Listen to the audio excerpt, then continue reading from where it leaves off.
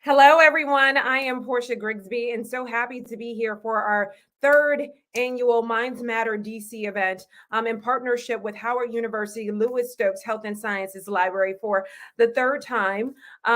Y'all, I don't know if you've seen this before every year, then I welcome you back. But you know what this is about. This is about empowering Black women to have healthy minds and healthy bodies. Today, we are going to focus on uh, three different workshops that target your physical health, your mental health, and also what you're putting in your body. All of those things play together, right? All right. So I really want you guys to not only listen but also take notes and apply it to your everyday life, right? Because we have to be in control of our bodies, not someone else, not your doctor, not your conventional doctor, your naturopathic doctor, not your mother or your friends. You have to be in control of your own life, right? And in order to do that, you need information. And that's what we're about. We're about giving you information and showing you what the other options are so you can make informed decisions about your own health. So we're really excited. Just a taste of what we have in store for you today. We have three workshops. We have yoga for your mental health. I know you guys like yoga. We have our therapists talking about real life, real solutions, and resilience, right? Black women, women of color, it's all about bouncing back. Right? We all face struggles in life, right? Whether it's, health struggles, personal struggles, family struggles, relationship struggles. It's about bouncing back, right? And then we're going to talk about the link between your gut and what you're eating, right? That's very important. What you're putting in your body and how that is affecting your mind. There is a link between your gut and your mental health. So it's very important. If you're eating bad foods every day and you're stressed out, you got to start thinking about what you're eating. So we're going to tap into all of that. Not to mention the virtual workshop series is not just it. We are actually in DC in person doing workshops next week, next Saturday, and there is still time to register for that. So if you want the in-person approach, and then definitely register at mindsmatter.blackgirlhealthfoundation.org. We're actually going to put that in the chat, mindsmatter.blackgirlhealthfoundation.org, and you can get a taste of that in person. That will be on Howard University at the Lewis Stokes Library, and you can register for that event for Saturday at 11 o'clock. Another footnote, we are also health providers. If you want direct services, right, you are looking for a Black therapist, you have come to the right place. Because we also have our outpatient mental health clinic, the BGH clinic, and you'll see us promoting that throughout the show and the commercials. But if you are looking for a therapist, go to our website, thebghclinic.com. You can book an appointment. If you have questions on the insurance that you may have, please email us at info@blackgirlhealthfoundation.org. Let's put that email in the chat as well. My staff, if you guys are hearing this, put in info@blackgirlhealthfoundation.org. Please email us if you have questions about insurances. We'll have the email is in the comments. You'll see that if you are on Facebook. But if you want to book an appointment, you can go to thebghclinic.com. But if you have any questions about your insurance, please email us at info@blackgirlhealthfoundation.org. All right. Okay, enough of that administrative stuff, right? let's get to the let's get to the show. All right, we're gonna start off. We're gonna start off with our kickoff speaker. And please, ladies, comment, comment, comment, comment. I want to hear from you. We all want to hear from you. And tell us what you like. Give us a hey, girl, hey. Let us know. Our speakers may ask questions. Really, we want to engage with you guys. So we want to know that you're out there and you're feeling us, because we want to be back for a fourth annual Minds Matter DC event with Howard University. So please, we want to hear from you. So don't feel free to comment. But anyway, like getting to our kickoff speaker, Miss Michelle Petties. I mean, she is a author. Uh, she is a person of so much inspiration. She is also, I didn't even know this. I didn't even know this, but Michelle, you lost like hundreds of pounds. Was it hundreds? About Yes. hundreds of pounds? Yeah, 700 pounds over my lifetime. So that's gain, lose, gain, lose. Lose, gain. Yeah, that yo-yo syndrome, yo-yo diet Okay. syndrome. Yeah. Girl, like some of us just have a hard time just losing like 5-10 pounds. And then, when you add all that hundreds of pounds, I'm like, whoa, oh my goodness. Yeah, So she definitely has an inspiring story to tell, has written books about what you're eating and what you're putting in your body and how that affects your mind as well. So Michelle, I'm going to have you take it away and listen to your story that you're going to share to kick off our event. So go ahead and do that. Oh, thank you. Thank you, Portia, so much. And before I start, I want to say I am so grateful. I'm grateful to you. I'm grateful to Black Girl Health. I'm grateful to Black Girl Health Foundation for the work that you are doing in this space around empowerment, engagement, and education, so that we as Black women can, like you say, take control of our health, Absolutely. take control of what we're putting in our bodies, how we're moving our bodies, and more importantly, what we're putting in our mind, because it all starts in the head. It all starts in the head, and that controls everything else. When we start making these fundamental shifts about what we think, not just about food, but about life, then everything can change for us. But I'm getting ahead of myself because I'm so excited to be here. So I want to just thank you for allowing me to be here and for being able to tell a little bit of my story. As Portia said, I am an author, and my book is Leaving Large: The Stories of a Food Addict. And my book is about my 42 years of eating for all the wrong reasons, eating for reasons other than nutrition and nourishment, eating for entertainment, eating because food was an activity, eating for pleasure, eating for everything other than actual physical hunger. I did it for so many years, I didn't even know what physical hunger felt like.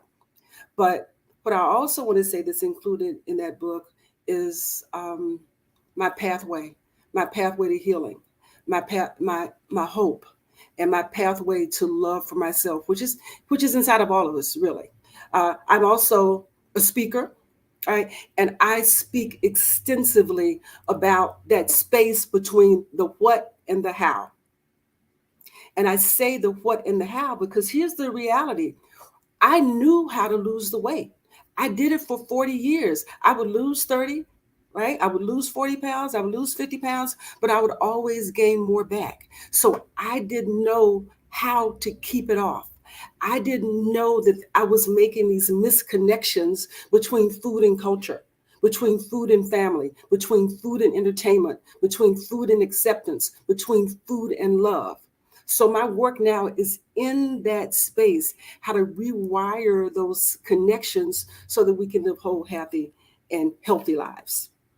Um, the third thing I do, right, is I am a food story coach. And here's what that means.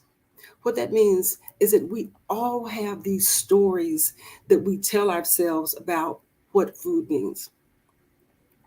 Until we get really clear about the real purpose of food, we will always be struggling. I know because I struggled for 42 years. And the breakthrough came for me, y'all, was when I actually went to the dictionary and I looked up the definition of food. Looked up the definition. I was 60 years old before I looked up the definition of food. and made the connection that the only problem that it will solve is hunger. And that the only reason to eat is nutrition, nourishment, and energy. That is the only reason. And that the work is in separating the food from the emotions that we connect to it. And that's the work. So we find our story.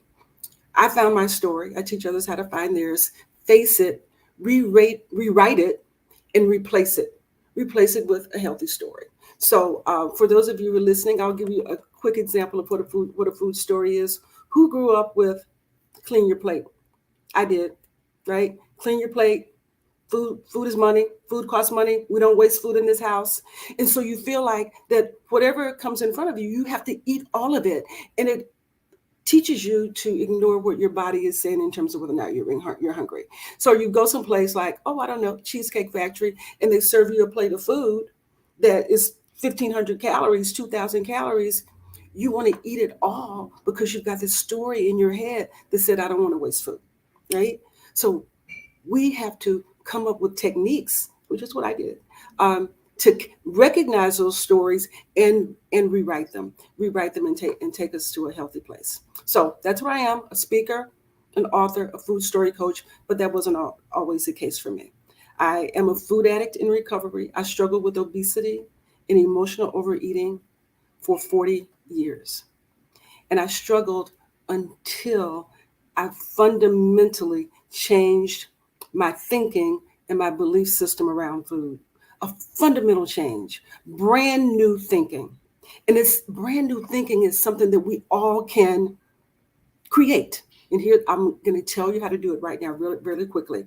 Because what I want you to understand is that once you develop the process and understand the process for developing brand new thinking around food, you can do it in every other area of your life and it becomes transformational. So, in as much as my story is about how I changed how I managed food, developed new skills, those same skills allowed me to change my life. You change your mind, you change your body, you can change your life. First thing, you got to begin.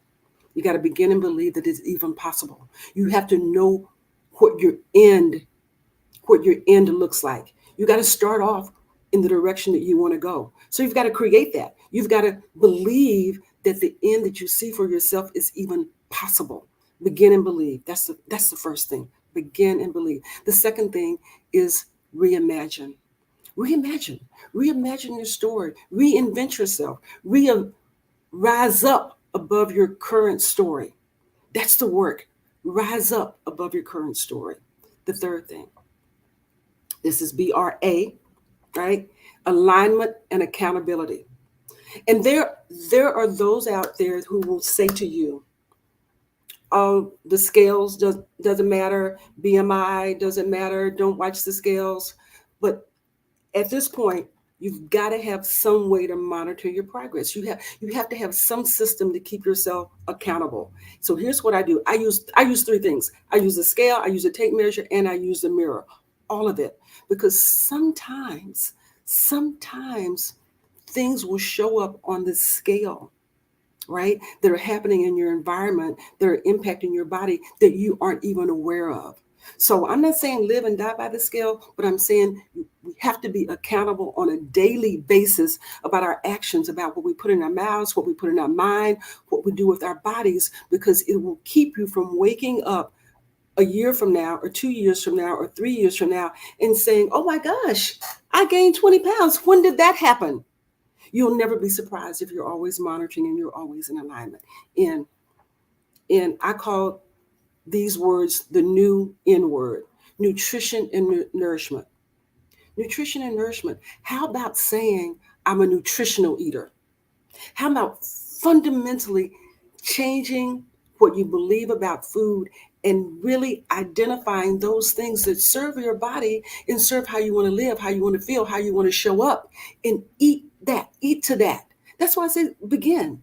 If you decide in advance how you want to live, how you want to look, how you want to feel, how you want to show up, and you eat to that, then the choice is not about the food. The choice is not about how good something looks or what it tastes like. The choice becomes about your wholeness and your health and your well-being. So that's the new N words: nutrition, nourishment. D, I call it DSW. And y'all, I know we got a bunch of women here. I'm not talking about shoes. All right, DSW: drink, sleep, and write.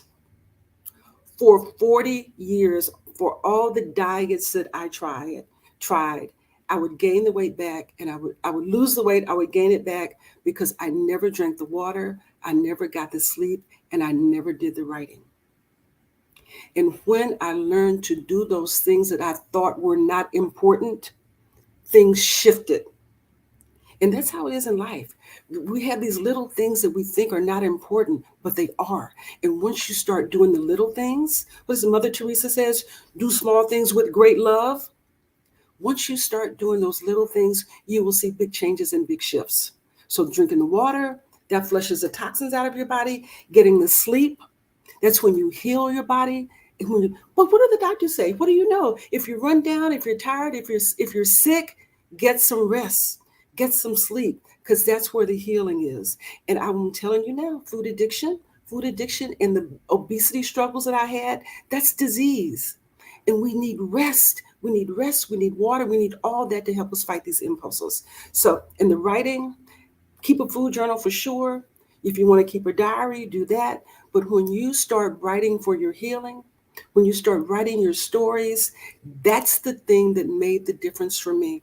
Out of all the 40 years of everything that I tried, when I started writing my story, finding my truth, finding my real truth, and understanding that it wasn't in food, it was in that work of finding the story, facing the story, rewriting it, and replace it, my weight stabilized. I'm no longer in battle. I'm no longer in struggle. I'm in power. I'm in peace. I'm in confidence. I am in freedom. I am in joy. And that's why I wrote the book, because I know that this is something that is possible for everybody. And I'm going to wrap up. I'm going to wrap up with the NEW, right? And the N in new is saying no. Because when you say no to one thing, you're saying yes to another. When you say no to these choices that do not honor your body, do not honor your health, you are saying yes to good health. So decide the things, figure out the things that mean good health, decide the things that empower you, and say yes to those things, and it will help you say no to the things that are disempowering, right? So no is the new yes. E is energy, attention, and time. All this shift in thinking, this brand new thinking, rewiring your brain, learning a new way to manage food, learning a new way to manage your own life and life skills, that requires energy, attention, and time. And anything that requires energy, attention, and time is worth it. That's the W. I jumped ahead. New, right? No is the new yes, energy, attention, and time. And then once you look back and you've gone through all these steps, you will look back and you will say, oh, wow, I am worth the work. I am worth this journey. And once you get to that W, right, you've elevated. And guess what? You start all over again. You start the B again, because now you've risen to a new level. And this is a process. This is a process that you apply to food, to eating, to any area in your life in which you want to transform. It's a brand new, fundamental way of looking at it, a brand new way of looking at your situation. This is the work. This is where transformation lies. I want to thank you for your time. Be blessed. Be brand new. Michelle, that was phenomenal. DSW, I won't forget that. And it's so interesting that you like you said, you don't really think of the small things that are impacting your health, that are impacting your condition, or keeping you, in your case, keeping you from losing weight. And people don't really think too much about sleep. And Yes. and then writing it down and really seeing what you're doing every day that really is a stopping you from reaching your goal. Like I love that. And even with small things about stress, people think, oh, Yes. it must be this and that. They don't even think like what my stress load could be Yes. affecting me from Yes. losing Yes. weight and stuff. Yes. So that was powerful. DSW, girl, I'm like DSW by Michelle Petty's. Okay. that portion that might be the next book. But let me just Yeah, this should be the next book. so let me share this one quick thing with you. The thing that I found is that for the years that I spent eating for reasons that didn't have anything to do with hunger, and you mentioned the word stress. Stress puts us in a place of pain. Stress Mm, puts us in a place of discomfort. mm, And so food, especially the food that's sweet and greasy and right and salty, gives us some pleasure for a moment. That's a distraction. It's mm, a distraction and some pleasure, and it delays us connecting with the pain that we're in. And mm, here's what I want to say is that as long as we are using food for comfort, mm, as long as we are using food to distract us from the stress of a situation or any discomfort that we're going through, it delays us figuring out the answer because it yes. because it cushions us against it. Yeah, It yeah. protects us against It's it. just like alcohol. People, Yes, drink alcohol to keep you from thinking about, yes, your worries and all the other things that's going on. You're going to either deal with it now or it's going to deal with you later. That's what's going to exactly. happen. That's real. That's real. And when you move the food out of the way, right? When you move the food out of the way and deal and solve the problem and solve the issue, that's where the power is. That's Mhm. where our purpose is. Because so many breakthroughs that we have come when we lean into the pain of our situation. And the more we delay it and don't lean into it, sometimes we miss our purpose because we are trying to protect ourselves from the pain. We don't understand that it won't kill us. We don't Mm, understand that it's there for us to learn and get on mm, the other side mm. so we can share it with the world. Exactly. I love it. I love it. Oh, Michelle, thank you so much. Thank you. Thank you for those words of wisdom. And very inspiring. And and the ladies I see love it in the comments. Oh, These are thank very, you. very powerful words, and I Thank appreciate you. you supporting us and being with us today. Happy to So be here. Happy to be have here. And I do want to say that the book is I available was on about to say, Amazon. yeah, I was going to ask you, can you tell us the book where we can Sure. find it, and so we can put it in the comments? Sure. The book is Leaving Large: The Stories of a Food Addict. And you can get it on Amazon. You can hit me up at Michelle Pettis Speaks if you're interested in any of the writing and storytelling workshops. Thank you for the hair. Thank you for the comment. I appreciate you. Michelle Pettis Speaks on leavinglarge.com. And I'm available. Just reach out if you have any questions about anything. Happy to help. And I hope my staff, you guys can put that in the comments on Facebook as well. Leaving large, is you said leaving large what? Leaving Large: The Stories of a Food Addict. The stories of a food addict. Mhm. Leaving large, the stories of a food addict. Um, okay, gotcha. Yes. So they just put it in the comments, and it can be, you can get it on Amazon. Mhm. So Mhm. perfect. All right. Well, Thank you. Michelle, thank you so much. I appreciate you. Have a great weekend. All right. All Bye-bye. right. Okay, y'all. So I hope you guys enjoyed. That was inspiring. Hundreds. I mean, 700 pounds over a lifetime. I mean, and then the gyms, the DSW. I'm definitely going to be using that.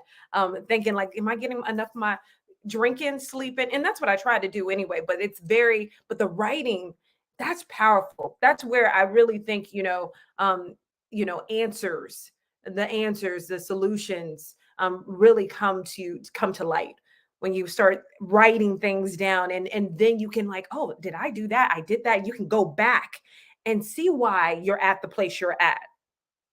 So I really love that DSW. Okay, anyway, all right. So we got to get started with the rest of our show. uh, really quickly, again, reminding everyone about our clinic, the BGH Clinic. Check us out. Go to the website, thebghclinic.com. We're constantly putting that in the comments. You can book an appointment with one of our therapists. If you have questions about insurances, please email us at info@blackgirlhealthfoundation.org, and we'll get back with you on that. And also, we are going to be putting surveys out in the comments on Facebook, a survey link. Please just click on the link, give us 2 minutes to fill out the survey. It's like a few little questions on how you're liking the show. What workshops do you like? What did you learn? Just something basic so that we know how we can critique this for next year for the fourth annual Minds Matter DC. So please let us know about that. We are a nonprofit 501c3, so we'll also put in our link if you want to donate to us as well. So make sure anytime that if you don't if you donate to us, if you drop us your email, if you want to stay connected with us, then please also email us and we'll put you in our newsletter. You can also go to our websites at blackgirlhealthfoundation.org, and you can sign up for our newsletter. That's how you'll stay connected with all our events, everything that's going on. We have big events that are going on around the country, and we have our big event that's coming up in DC, Kickstart. So if you want to know when tickets go on sale and everything like that, what we're doing, please make sure that you go to our website at blackgirlhealthfoundation.org, sign up for our newsletter so you can stay connected. All right, let's get started. So next up, we have real life, real solutions, resilience, all right, with our therapist. So don't touch that dial. Stay with us. We'll be right back. Feel like yourself again, the mother, the lover, the friend. Feel like yourself again, not tired and exhausted and at your wit's end. Feel like yourself again, having fun, loving yourself and others. Feel like yourself again. It's time to heal and live. If you or someone you know is struggling with their mental well-being, book an appointment today at the BGH Clinic for Women's Health, a safe space for women of color to take control of their mental well-being and feel like themselves again.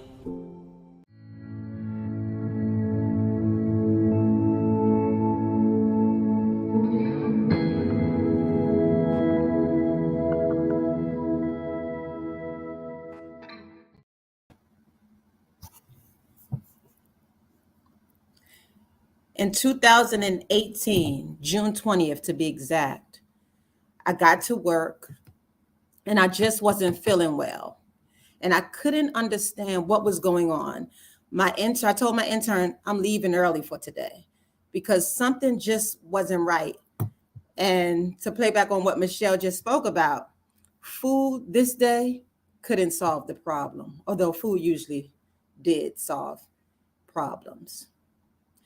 A detective called me a few minutes later and he asked, do I have a daughter named China Cowan? And I said, yes, I do. And he said, well, this morning she was rushed to a hospital. And I said, okay. So he kept saying, are you driving? And I said, no, I'm not driving, but which hospital is she at? Because it didn't matter. Like I could get there, right? If I had the Uber or whatever. And he just kept asking me repeatedly, are you driving? And I kept saying no. The words that I heard next, no parent ever wants to hear. He said that my daughter China had passed away at 3-something in the morning. I belong, yes, to the group that no parent ever wants to belong to, and that is the group where we outlive our children. Ladies and courageous gentlemen, if you chose to join us this morning, I just want you to know that if you've experienced loss and other hardships, this sister here knows exactly how you feel. And resilience does play a huge part in why I'm able to sit here, speak to you, focus on raising my other child, etc. So we're going to have real talk today because this discussion is about real life, real solutions, resilience. We're going to cover 3 objectives. The first being to define and explore the role of resilience. I loved how Michelle started because she defined. We have to define so that we're just all on the same page. So we're going to do that. We're also going to review historical and current events that are linked to the role that resilience play. And then finally, we're going to adopt a resilient action plan. If any of you know me, you know that I'm all about providing practical solutions that you can use in your life. I have a question for you though. And just know, I'm not going to be lecturing you this morning. This is an interactive workshop. I'd like you to put an A if you think that resilience is from nature, meaning maybe we're born with it, maybe we're not.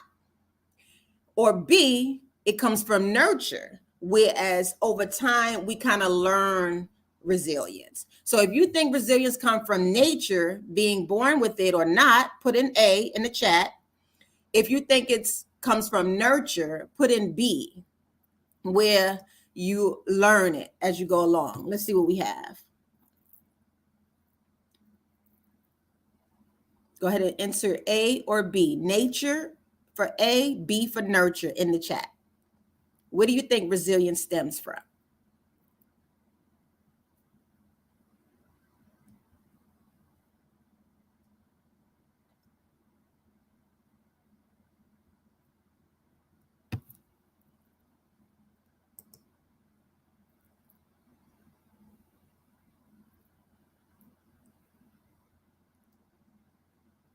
You can put in A or B.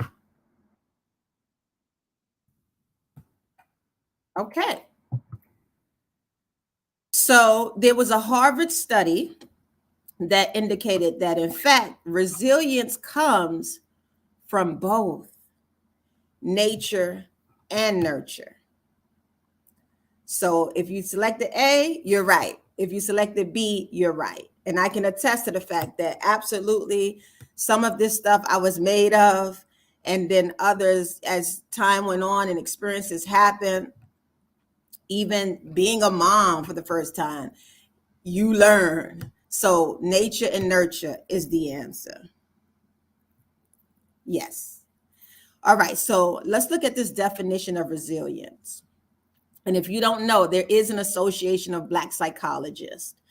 And, you know, there's the APA and other organizations, NAMI, National Alliance for Mental Illness. But it's also important that when we're discussing Black issues for our Black girls and women, that we also have sources that can totally relate and have done studies on us specifically. So according to the Association of Black Psychologists, resilience is the ability or capacity for the person or the community. Hello, Black folks are collective. Sometimes we tend to forget that in this society, which is very competitive, but we're a collective by nature, right?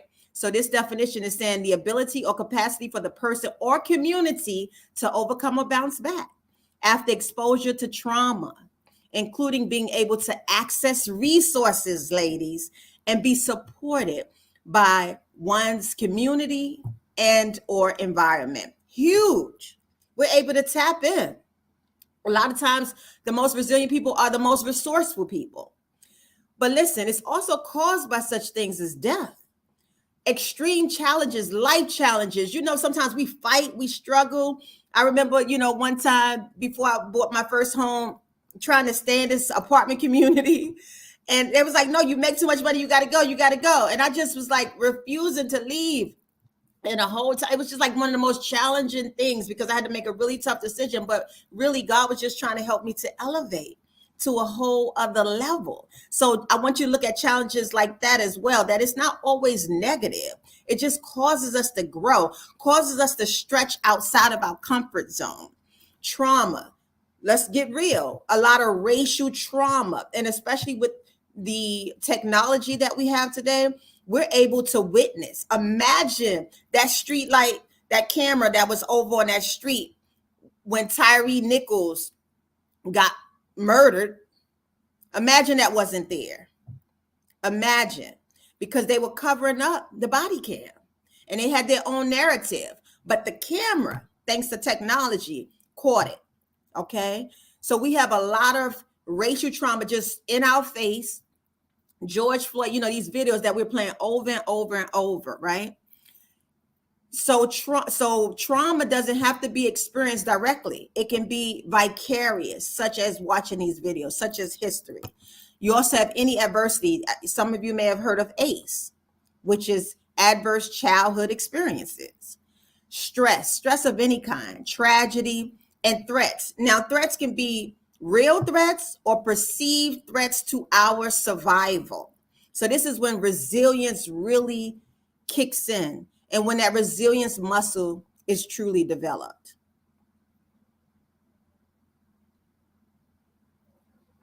So just think about it. Think about situations or experiences that may have called for you to be resilient or have developed your resilient muscle. And as I mentioned, that's my beautiful firstborn, China. She was 25 years young.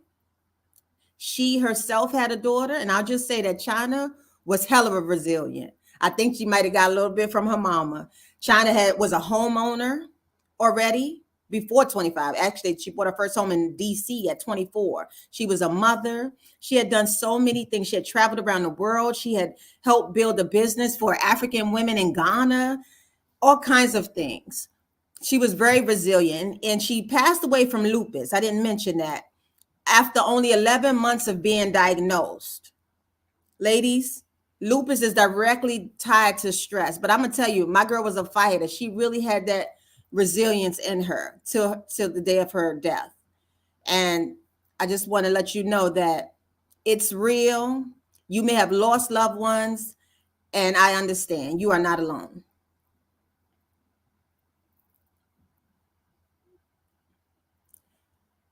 In addition to tragedies, I want to remind you that our history didn't start with slavery. I know a lot of times we think history, we think slavery, and we just automatically go to it. Our society has sort of established that to try to help us to forget who we really are. But who we really are the folks that built those pyramids, ladies and gentlemen. We are those folks. And in fact, the reason in Kemet, which is AKA ancient Egypt, the pyramids were built was to create monuments for the pharaohs, because they actually didn't look at death as the end, but instead as the beginning of the journey to the other world. So you see, we have resilience long time ago, thousands of years ago. And I want you to keep that in mind, because it is a strength that we can certainly maximize and optimize. It's just a reminder. I love this quote from Ozzie Davis, who was married to the beautiful Ruby Dee, who lived past 100 years old. And he was an actor, she was an actress. In fact, they were just looking, coming out of the theater when they took this photo.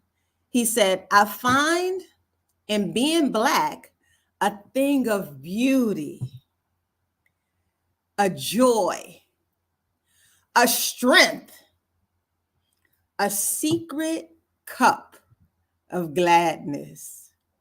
He's spot on. To me, that really highlights the resilience that Black folks have.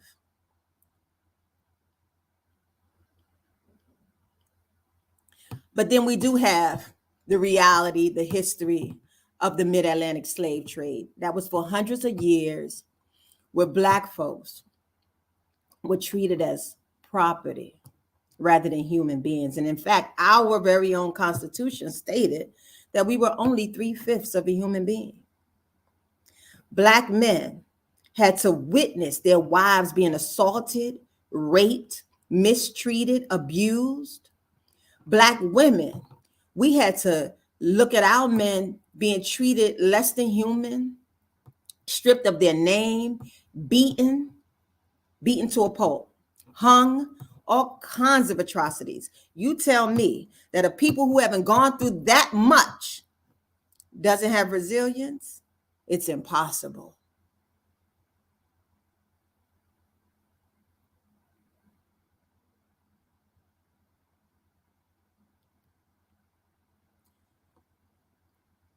This quote by Marcus Mosiah Garvey really charges us. I love Mr. Marcus Garvey. He was Jamaican, and he was all about entrepreneurship, advocacy, the whole thing.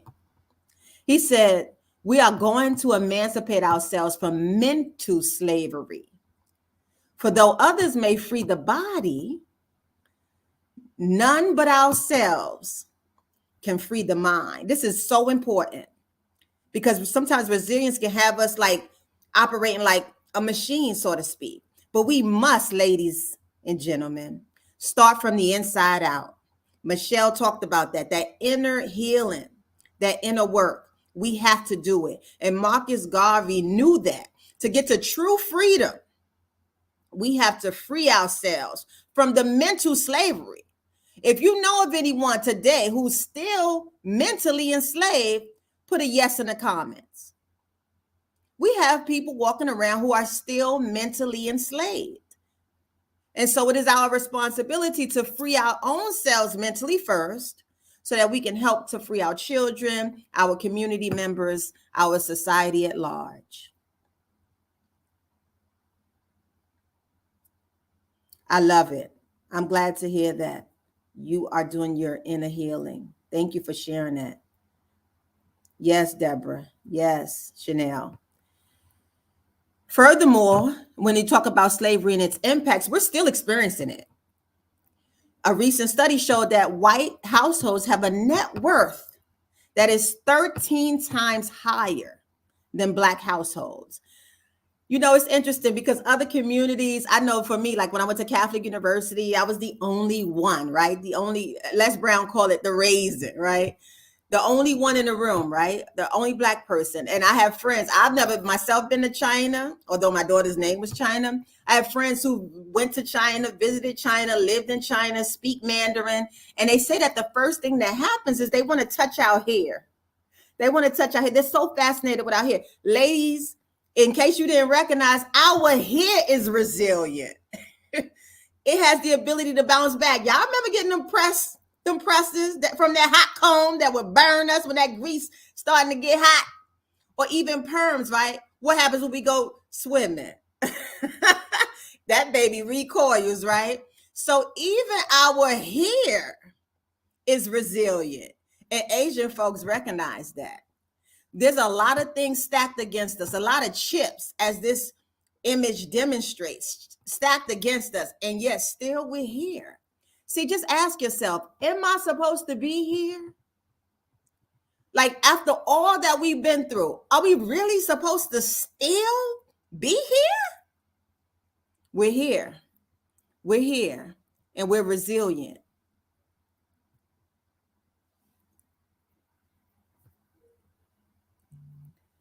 Another brick to the journey of resilience that has impacted us was the crack epidemic. And in fact, this is how I moved to Washington, D.C. My mother personally she was smart, beautiful, had a full scholarship to college. And a guy she was dating introduced her to crack in the 80s. And she was addicted to crack for 30 years. It devastated our community. Notice, ladies and gentlemen, that all of these things that I'm talking about really destroyed the Black family, like intentionally. It really did that. And so, single parenthood, for example, is a result of this. Mass incarceration is a result of this. Where women are left to basically raise male children on their own, or even their girl children, because girls need their fathers too, as we know, and we just do the best that we can. And our white counterparts, I know for me, they'd be like, how do you do it? They can't even imagine it. They can't imagine having a child at 15 and still being able to survive and thrive after being raped by her dad. They can't imagine such things. But we have that resilience muscle. But some of the effects, again, you find that, for example, 49% of Black men never married, according to the Census Bureau of 2019, and another 32% of Black women never married. So a lot of single parenthood, because we're going to have our babies. That's how we carry on the legacy. But nonetheless, it is much more challenging to do that with one income versus a two-parent household. Lots of struggles. That definitely requires resilience.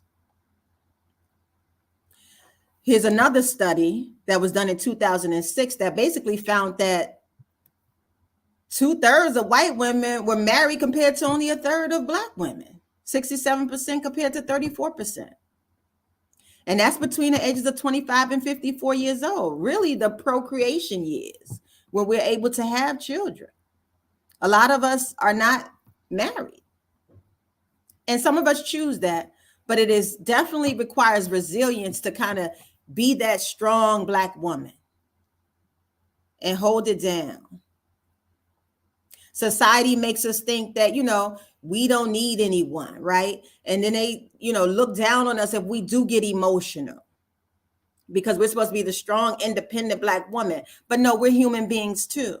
And that's what resilience will teach you as well. Yes, we have the ability to overcome, but we're human too. And so we need to take that time to also address our own needs and wants and desires. Yes, these statistics are mind-blowing. Yes, and relevant.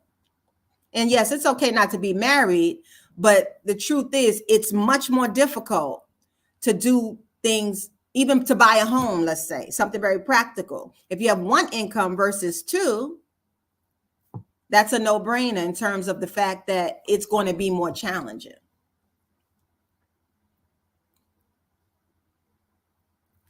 And there's another study that shows that Black women are just more likely to marry late in life.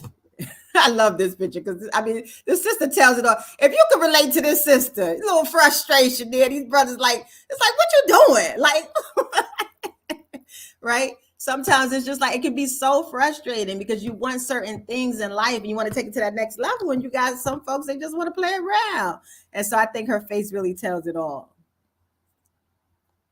Now let's look at the resilience consequences. There's some positive ones and there's some negative ones. First of all, when one has a high level of resilience, they get to model. They're typically your leaders, your entrepreneurs. They model a can-do attitude. See, nothing gets in our way. If you're a resilient sister and you have this can-do attitude and nothing will stop you, you just become unstoppable. You don't know how, but it's going to get done. And that's me. I've had my children, they traveled. People are like, how you do that? I was broke as a joke and we still managed to do it. So many things that we overcame because of this can-do attitude. And recently my son, due to COVID, he was not allowed to play his 4th year in basketball in high school. And, he said, they told him he couldn't play. And it was like, no, COVID is not a reason. And it's your 4th year, etc. And he's very passionate about playing basketball. And then he called me up and he said, Mom, I want to write a letter. And I said, wow, the resilience has passed on, because although they denied his request, the fact that he sat down, wrote a letter, asked for my support, I saw the resilience in him, that he didn't give up. And that's really powerful. So as resilient folks, we get to model for our children. We get to model for our partners. We get to model for other community members, even our co-workers. We're the ones that's going to get it done. We also have that grit. Anything worth having, ladies, it requires some grit. And that's why childbearing, that takes some grit. Imagine trying to give up, right? 10 centimeters. They're telling you to push. You can't give up. You got to push all the way until that baby is born. So it's that persistence, staying the course is one of the positive consequences of having resilience. And then it helps to define our identity. I mentioned earlier how my mom was addicted to crack. Well, I decided a long time ago, I will not be a drug abuser or even user. So I am drug free. Why? Because I know that history. So because of that and the resilience that I developed, being moved all around in the foster care system, separated from my siblings and other family members and all of that, I developed resilience to survive, but also to define myself and say, wait a minute, I'm not going to repeat this cycle. I'm going to be the best mother that I can be. I'm going to be in my children's lives, because addiction robbed me from that, having that experience with my mom. So it will help to define who we are. It will help. And Stedman talks about this. I was just at a conference in Vegas this past week, and he talked about the importance of identity. No one can give you this. You have to know this for yourself. And then finally, having faith in a vision. This is something that resilience will help you to have: a faith and a vision, a belief. You can't see it, but you're very clear about where you're going, and you have that faith, which is really believing in the unseen. Now, the negative consequences of resilience include avoidance or ignorance. And what am I talking about? I'm talking about avoiding and ignoring our own mental, emotional, and physical needs. Kind of like autopilot, being on autopilot, doing for everybody else. But the truth is, like I mentioned earlier, we're human beings too. So it's important that we take a pause for the cause, do just like they tell us to do on a flight. Put your own oxygen mask on first. Identify your emotions and your needs. See, that's what Michelle did when she looked at food in a whole different way. She had to really look at, well, what was she suppressing? What was she negatively coping using food with? And that can happen when you have resilience. We can fall into that. So I'm going to give you some ways to not do that. Also, distrust, right? All of the negative things, being abused, mistreated. How can you trust anyone, right? You just get it done yourself. And that doesn't allow us to have a psychological safety net, which we all need as human beings. It also teaches us to survive rather than thrive. And there is a difference, right? And then react versus respond. See, when we don't deal with all of the emotional and mental needs that we have, when we neglect those, and there's a trigger, we react. Which that reaction, let's think about Will Smith slapping, with the slap. That could have landed him in prison. It's just like a reaction. We don't think about it rather than respond, which requires thinking. So there's the positive and there are the negatives. If you can go ahead and put in the chat anything you feel like is missing, I would love to hear your thoughts about that. These negative consequences make us feel unworthy of being happy. Like we survive, but that doesn't necessarily mean happy. We put up with occupational stress. We're sometimes in relationships that are just not healthy. We feel like we've got to settle for less than what we deserve. Oftentimes, we still get it done. We still show up every day. However, we are neglecting our own needs in so many ways because we have bought into these belief systems that we are not worthy and that we have to settle. And we just keep going and going. But I'm here to tell you, it's your time. It's your time. It's your time to have it all. We can use resilience, maximize and optimize the quality of our life, and we can have it all. I love this quote by Angela Davis, who for sure was about her work. And if you don't know who she is, I think she's about 78 this year. She says, anyone who is interested in making change in the world also has to learn how to take care of herself, himself, their selves. It means that we are able to bring our entire selves into the movement. It means a holistic approach. The concept of radical self-care. That's what I'm talking about, ladies. Having resilience, but also investing in your own self-care. And it does require to be radical, because when you stop for a moment, stop just surviving to like schedule some self-care, sometimes that can seem like a really huge sacrifice. But we can't keep running on E, and we can't keep being on autopilot and running like a machine. We're human beings. And so Angela provides us some real good wisdom right there with the radical self-care. She also said, another quote here, we have to talk about liberating minds as well as liberating society. See, we can get so caught up in somebody else's agenda. Like the media, every day they have an agenda. And from morning to night, they're running it over and over and over. But we have to take that time to invest in ourselves and our minds and our children's minds and liberating them. And so Angela, she just was a really sharp woman. And that's what I'm inviting you to do today. There's another African proverb says, it takes a village to raise a child. And to me, that just says it all again. We need support. We need people. We need resources.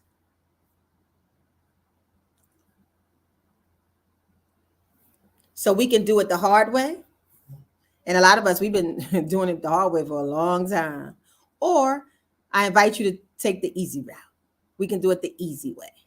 And how we do that is step one, we create a vision. Now, when I say vision, I'm talking about, your environment. I'm talking about the people that you're engaging with. I'm talking about your dreams and your goals being realized. A lot of us, we're so resilient. We've stopped dreaming. Again, we're just surviving. And we don't even look at, what's possible in life. And when we have a vision, we're able to communicate that vision with care to our loved ones. This is so important. A lot of times we're on these jobs dealing with these obnoxious, arrogant, stupid supervisors sometimes.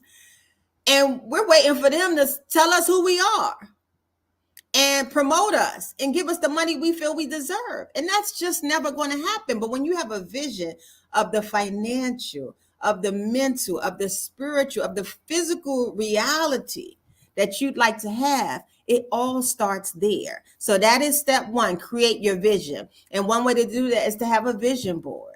I create a vision board every year. You want to have a vision board depicting your relationships, depicting your finances, depicting your home. It may be several homes, depicting all of that stuff, self-care, the people you're hanging around. You want to have a vision.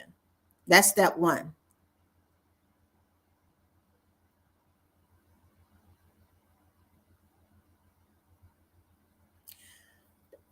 Let's go back to Kujichagulia. It's so important. We can't skip that. So there's a Kwanzaa principle. Principle number 2, December 27th, 2 days after Christmas, Kujichagulia. Actually, my son was born on this day. It means self-determination. And when I'm talking about vision, I'm talking about Kujichagulia, to define ourselves, name ourselves, create for ourselves, and speak for ourselves. So that's what I'm inviting you to do when I say create your vision. Don't let somebody give it to you. And then step 2, cut out the junk. What do you mean by that? Yeah, we just talked about food and nutrition. Yes, cut out the junk food, right? Because, what we eat, we are who we eat, really. We are what we eat. But also people, places, and things that are like pulling energy. Michelle talked about her new format, right? The E is for energy. Absolutely. We on the same page. We never even met before. We're on the same page, because what I want you to do, take a moment right now. If you didn't already, pull out a sheet of paper and a pen and write down 6 people, places, things, activities, ways in which you can create more energy and maintain energy. We have to really understand that some people, places, and things, including workplaces, can really suck the life out of us. And so step 2 is for you to start to really recognize your energy sources. And if you don't have them, create them.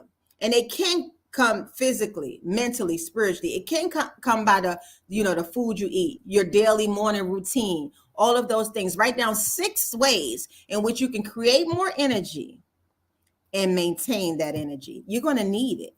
Resilient folks, we can't run on E. We have to refuel our tank. So step 2 is to cut out the junk. Boundaries. I love it, Deborah. Yes. We need to have those for sure.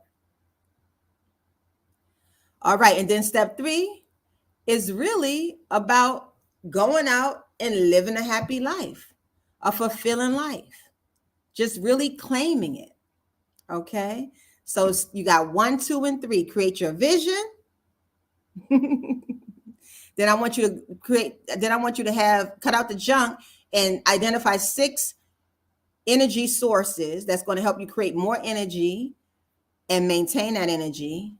And then I want you to go out and live a good life. Absolutely. Wear your resilience proud on your shoulders, because now It is possible. I'd love to hear any questions that you have. I have a free gift on the next slide. Just take a snapshot with your phone. I'm going to give you a 30-day access to a free app that's going to help you with your resilience and self-care. And I'd love to answer any questions.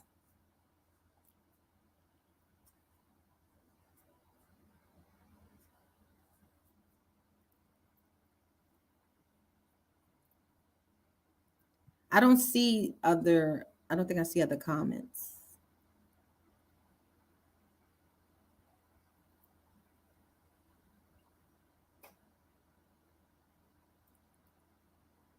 Okay, so someone asked how to recover from burnout quickly. So again, that's where we have to really identify, like be proactive about it and identify 6 sources of energy.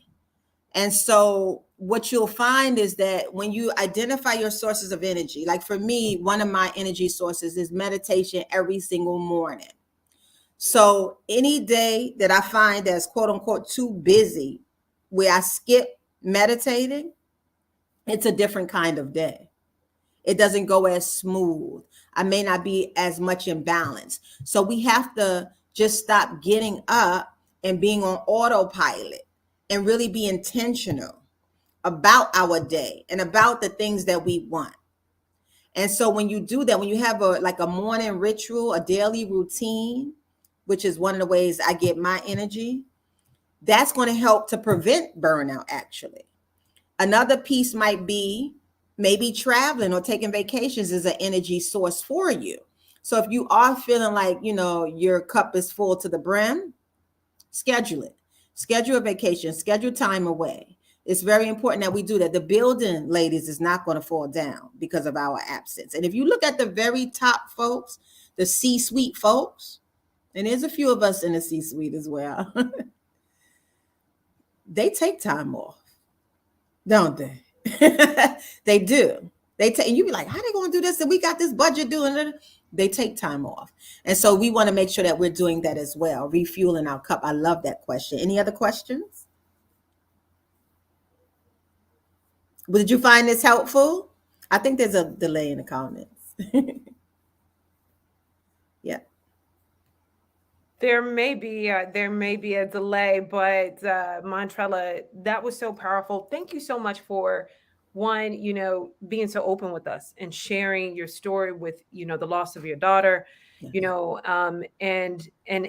just, sharing how your son and his resilience and another powerful statement. You mentioned something about, we get wrapped up in other people's agenda, which really plays on our mind, and, you think about the TV, the news, everyone has an agenda, and it affects, it affects our resilience. It affects what we do and how we think, and, puts fear in your mind and your heart, and all that stuff. And so I just appreciate you, just sharing with us. It's just very powerful words that we need to take with us and really think about, our putting ourselves first. Yes. And what's best for us. Yes. And if it doesn't serve you, let it go.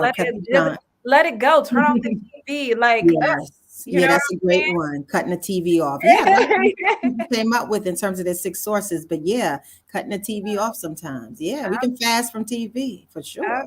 Absolutely. So thank you for sharing your story of resilience.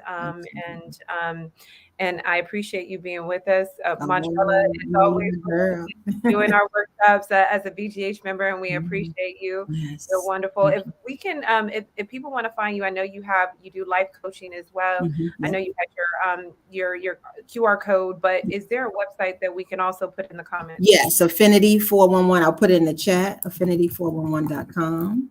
Okay, so affinity411.com. So ladies, my staff, please put it in the Facebook comments, affinity411.com, if you're looking for more of Montrella Cowan. So, well, Portia, I want to thank you. I'm like 3rd year, yay.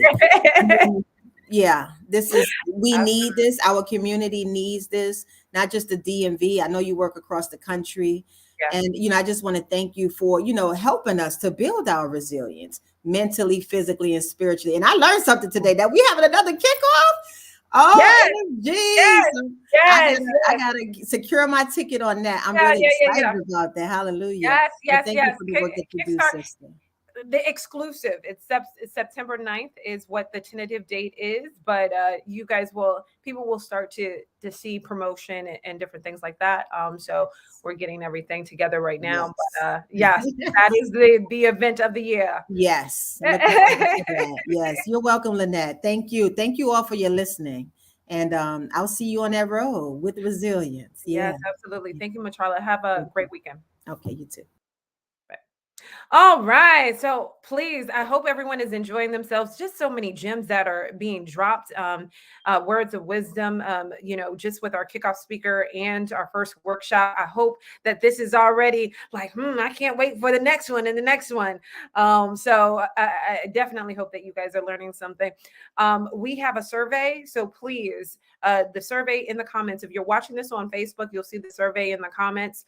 Please just drop us a line. Just answer a few questions. It'll only take 1 minute. It helps us to figure out what we can improve on for our next year, so we can be back here doing Minds Matter DC. So please take the time to complete a 1 minute survey. We'll also be for those of you who are not on Facebook, we'll also have it in the newsletter. So everyone who has registered for this event will also get it in the email. Just take 1 minute just to complete it for me. Just one. Um, in addition, we are a health provider. So we are outpatient mental health clinic. We have the BGH clinic is our outpatient mental health clinic. So if you are looking for a Black therapist, if you're like you try to find a therapist that will really be aligned with you and what you like and that you can connect with, check us out at thebghclinic.com. You can make an appointment if you have questions about insurance and your private insurance or public Medicaid, cash, whatever it is. Please contact us at info@blackgirlhealthfoundation.org. We'll respond. Again, it's info@blackgirlhealthfoundation.org. We'll put all that information again in the comments in Facebook. All right, so moving right along. So we are going to do some yoga. So it's time to get a little flexible and loose because physical activity is a very important part of de-stressing, right? I know I love my yoga. On my Mondays, my hot yoga. Oh, yes.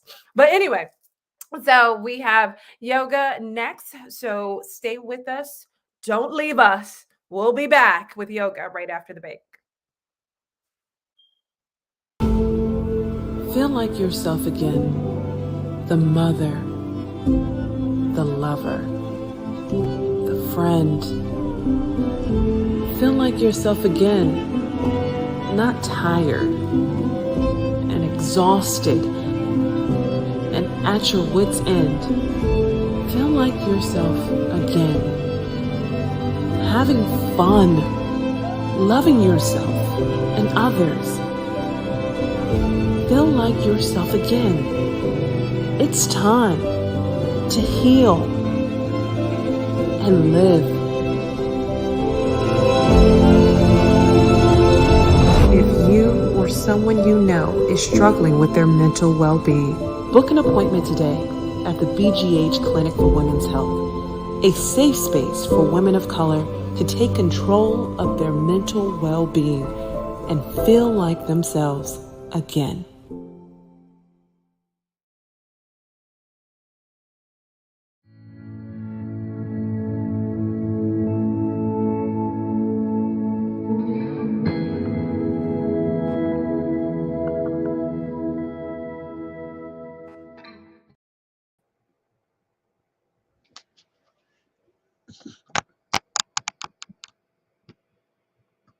Greetings, and I'm so glad to be here with you today.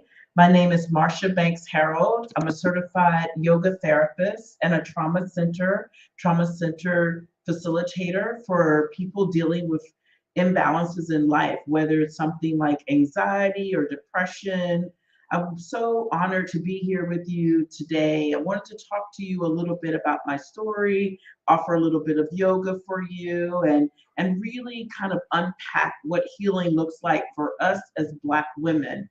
So I'm also an electrical engineer, executive leader, and really my story is that I hit a glass ceiling And it was in this time in my life where it was really uncomfortable for me because my identity was tied to the titles that I had. I'm also a mother of four. I love to do yoga because it provides me a sense of health, a sense of wealth, and a sense of being present for myself. So today I invite you, as you settle into your practice with me, to identify what resiliency looks like for you. This emotional fortitude, the ability to be courageous in times when it feels like the world may not have your best interest at hand. So I invite you to join in with me as we start a little bit of practice. So find your way to either a seated position or lying down. And we'll focus on the breath, breathing in and breathing out. Breathing in and breathing out. Maybe one more. Breathing in and breathing out. And I invite you to place your right hand on your chest and your left hand on your belly. Breathing in, expanding the belly. Exhale, releasing all that no longer serves you. Breathing in and breathing out. Maybe one more. Breathe in and breathe out. And now I invite you to bring your palms together at heart center and set your intention for this practice. Who are you needing to let go of? What are you needing to let go of? What do you see in your near future that will allow you to thrive? And once you set your intention, I invite you to place your hands on your knees, breathing in with me. And slowly exhale, lowering your right ear to your right shoulder, just noticing the stretch in the left side of your neck. Inhale, bringing your head back through the center. Exhale, left ear to left shoulder, noticing the stretch on the right side of your neck. Inhale, bringing your head back through the center one more time. Exhale, right ear to right shoulder, maybe adding the right hand to the left side of your head and just notice how this feels. Maybe extending your left hand down towards the floor, left fingers pointing towards the left side of the room.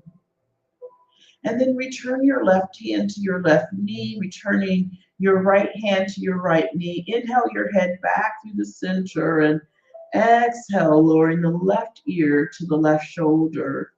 Maybe adding the left hand to the right side of your head and maybe even taking a breath to extend the right hand down towards the floor, right fingers pointing towards the right side of the room. And when you're ready, returning your right hand to your right knee, returning your left hand to your left knee, inhale your head back through the center and then create circles with your head. Take your time, notice any tension that may be present from any stress that may be present in your life. And then change direction. Allow the head to move in the opposite direction. Assessing your physical, intellectual, emotional, and spiritual well-being. Finding your way back to the center and exhale, lowering your chin down towards your chest. Inhale, take your gaze up towards the sky. Exhale, lowering your chin down towards your chest. Inhale, taking your gaze up towards the sky. Inhale, back through neutral. And now take your gaze over the right shoulder. noticing the twist in the left side of your neck. Inhale back around towards the front. Exhale, gaze over left shoulder. Inhale back around towards the front. One more time. Exhale, gaze over right shoulder. Inhale back around towards the front. Exhale, gaze over left shoulder. Inhale back around towards the front. Inhale, lift your shoulders up near your ears.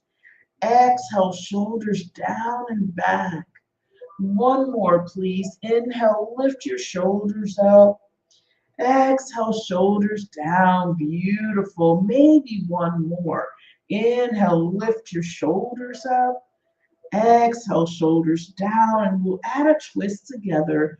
Maybe plant your right hand onto your left knee, and your left hand travels behind you, planting your fingers onto the floor behind you, looking over the left shoulder. Inhale back around towards the front. Plant your left hand onto your right knee, your right hand behind you, looking over the right shoulder. Inhale back around towards the front one more time.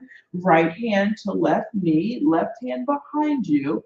Maybe reaching your left arm around your back this time. Left fingers reaching for your right hip. Inhale back around towards the front.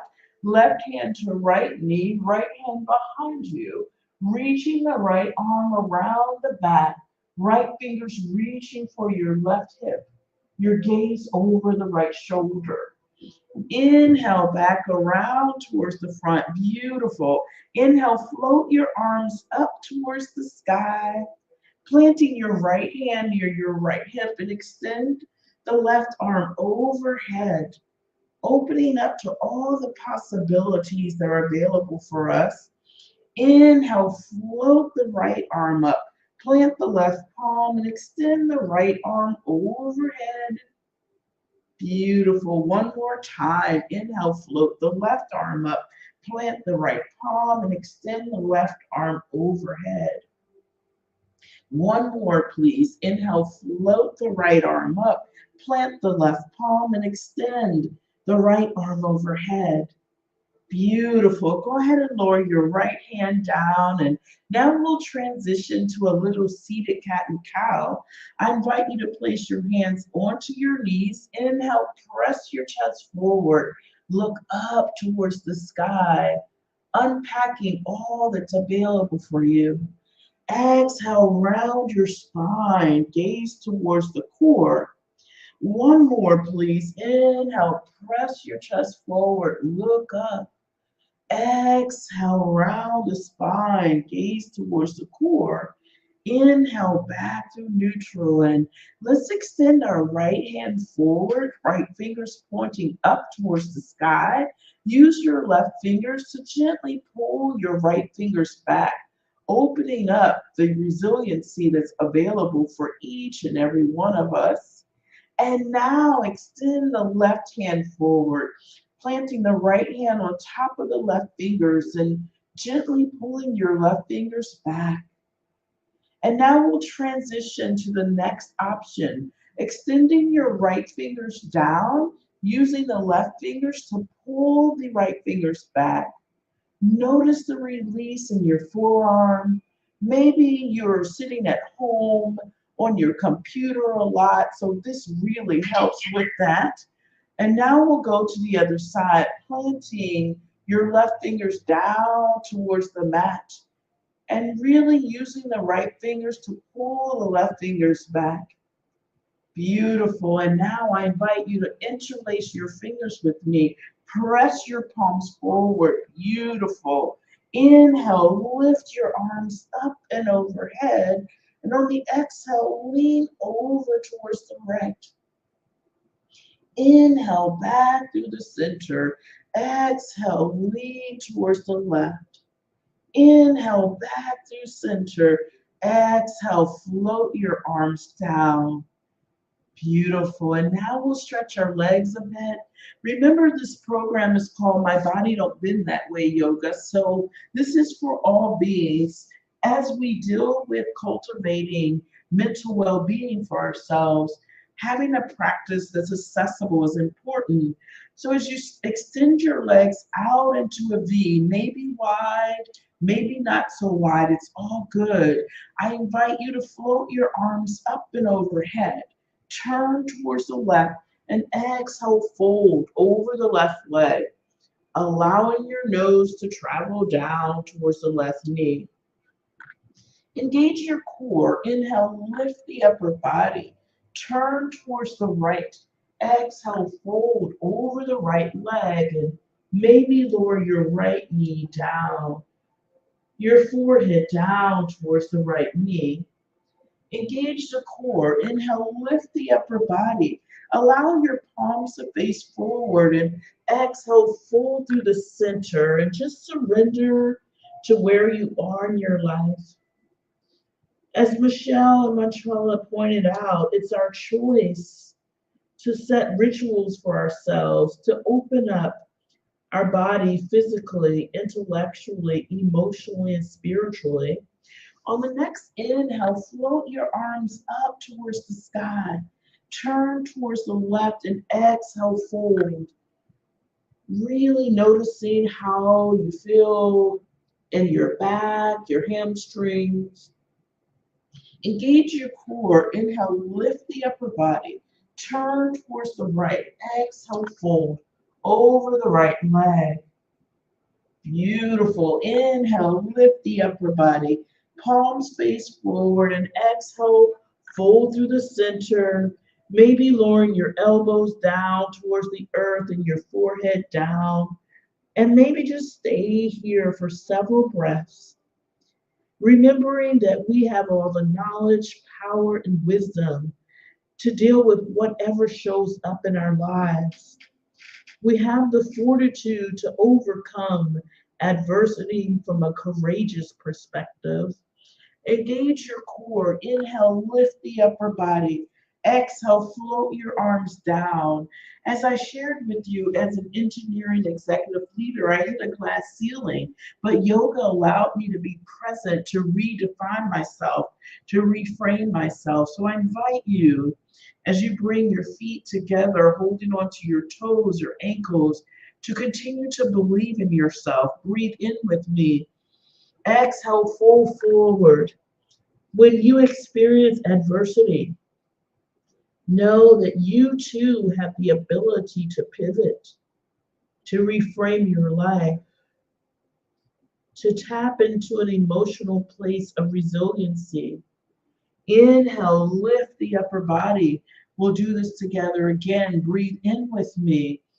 Slowly exhale, full forward, allowing your nose to come down towards your toes. Maybe folding a little deeper if you would like.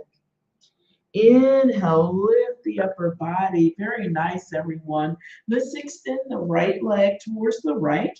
The sole of the left foot comes to the inside of the right leg. Allow your right toes to dorsiflex in. Inhale, float your arms up. Turn towards the right and exhale, fold over the right leg, allowing your nose to come down just a little closer to your right knee. Engage your core. Inhale, lift the upper body. Exhale, float your arms down. We'll go to the opposite side, extending your left leg towards the left, the sole of the right foot to the inside of the left leg. Inhale, float your arms up. Turn towards the left and exhale, fold over the left leg. Beautiful. Engage your core. Inhale, lift the upper body. Exhale, float your arms down. Very nice. We'll transition to our double pigeon here. So I invite you to bring your left ankle on top of your right quadricep, stacking your left knee on top of the right foot. Beautiful. Inhale, float your arms up and overhead, palms face forward, and exhale, fold forward, allowing your gaze to resonate down towards the mat. As Mantrala pointed out, sometimes we have to refill our cups. So take this time to refuel yourself. Engage the core. Inhale, lift the upper body. Exhale, float your arms down. And now we'll travel to the other side. So release the right leg down. Go ahead and bring the right ankle on top of the left quadricep, stacking your right knee on top of your left foot. Engage your core. Inhale, float the arms up. Palms face forward and exhale, fold through the center. This is an opportunity to know with emotional resilience that you can thrive beyond measure, that any setbacks that come into your life, that you can pivot to continue to be awesome beyond measure. Inhale, lift the upper body. Exhale, float your arms down and go ahead and lower that right leg down and travel to your hands and knees with me. Maybe extending your legs around to the side. Go ahead and find your way, position to table pose. You can stack your shoulders over your wrists, spreading your fingers wide, stacking your hips over your knees. On the inhale, take your gaze up towards the sky. Core reaches down, tailbone reaching up towards the earth. On the exhale, round your spine, gaze towards the core. One more, please. Inhale, gaze goes up, core reaching down, tailbone reaching up towards the sky. Exhale, round the spine, gaze towards the core. Inhale back through neutral.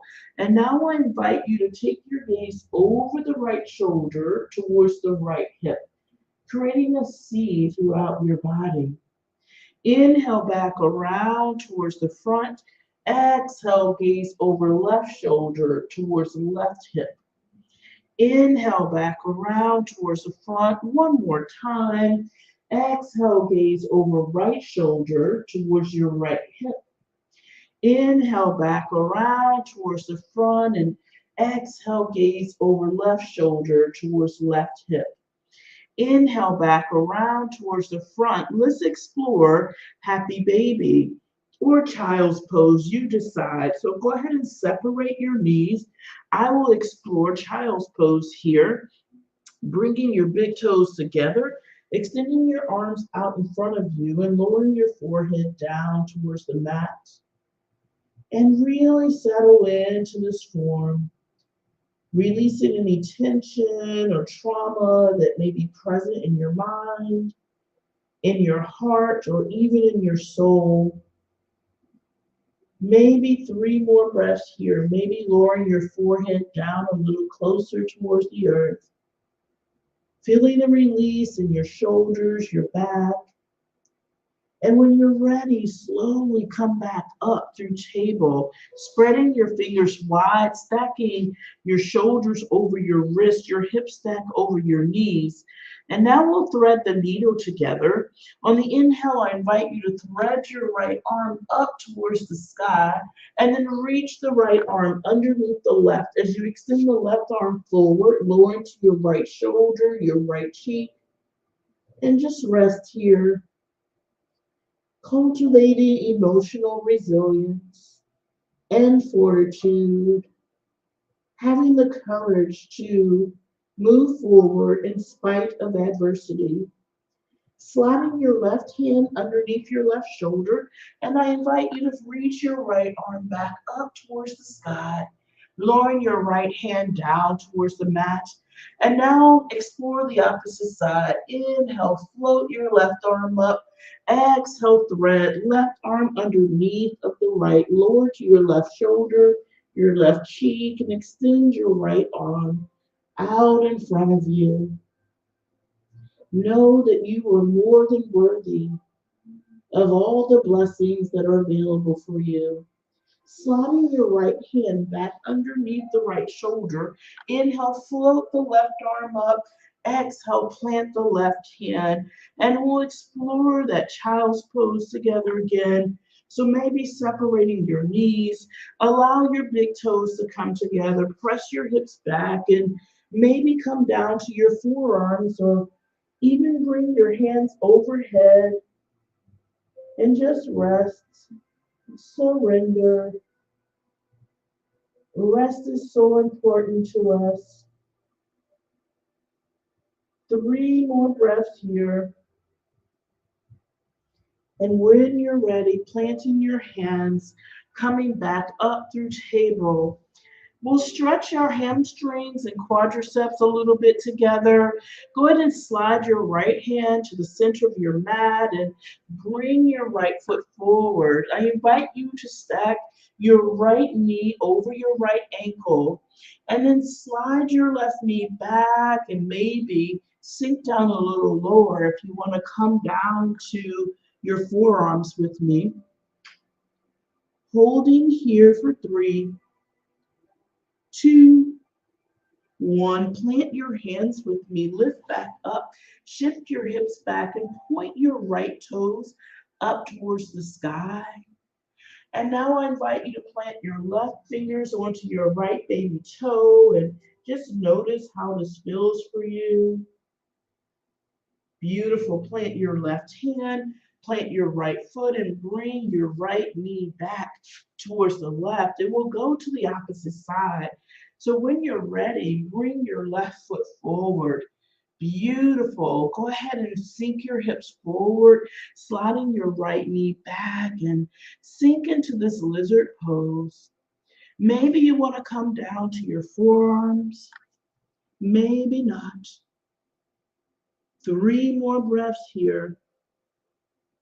And when you're ready, plant your palms back into the mat, shift your hips back, allow your toes to point up towards the sky, reaching your right fingers to your left baby toe, lowering your forehead down towards the left knee.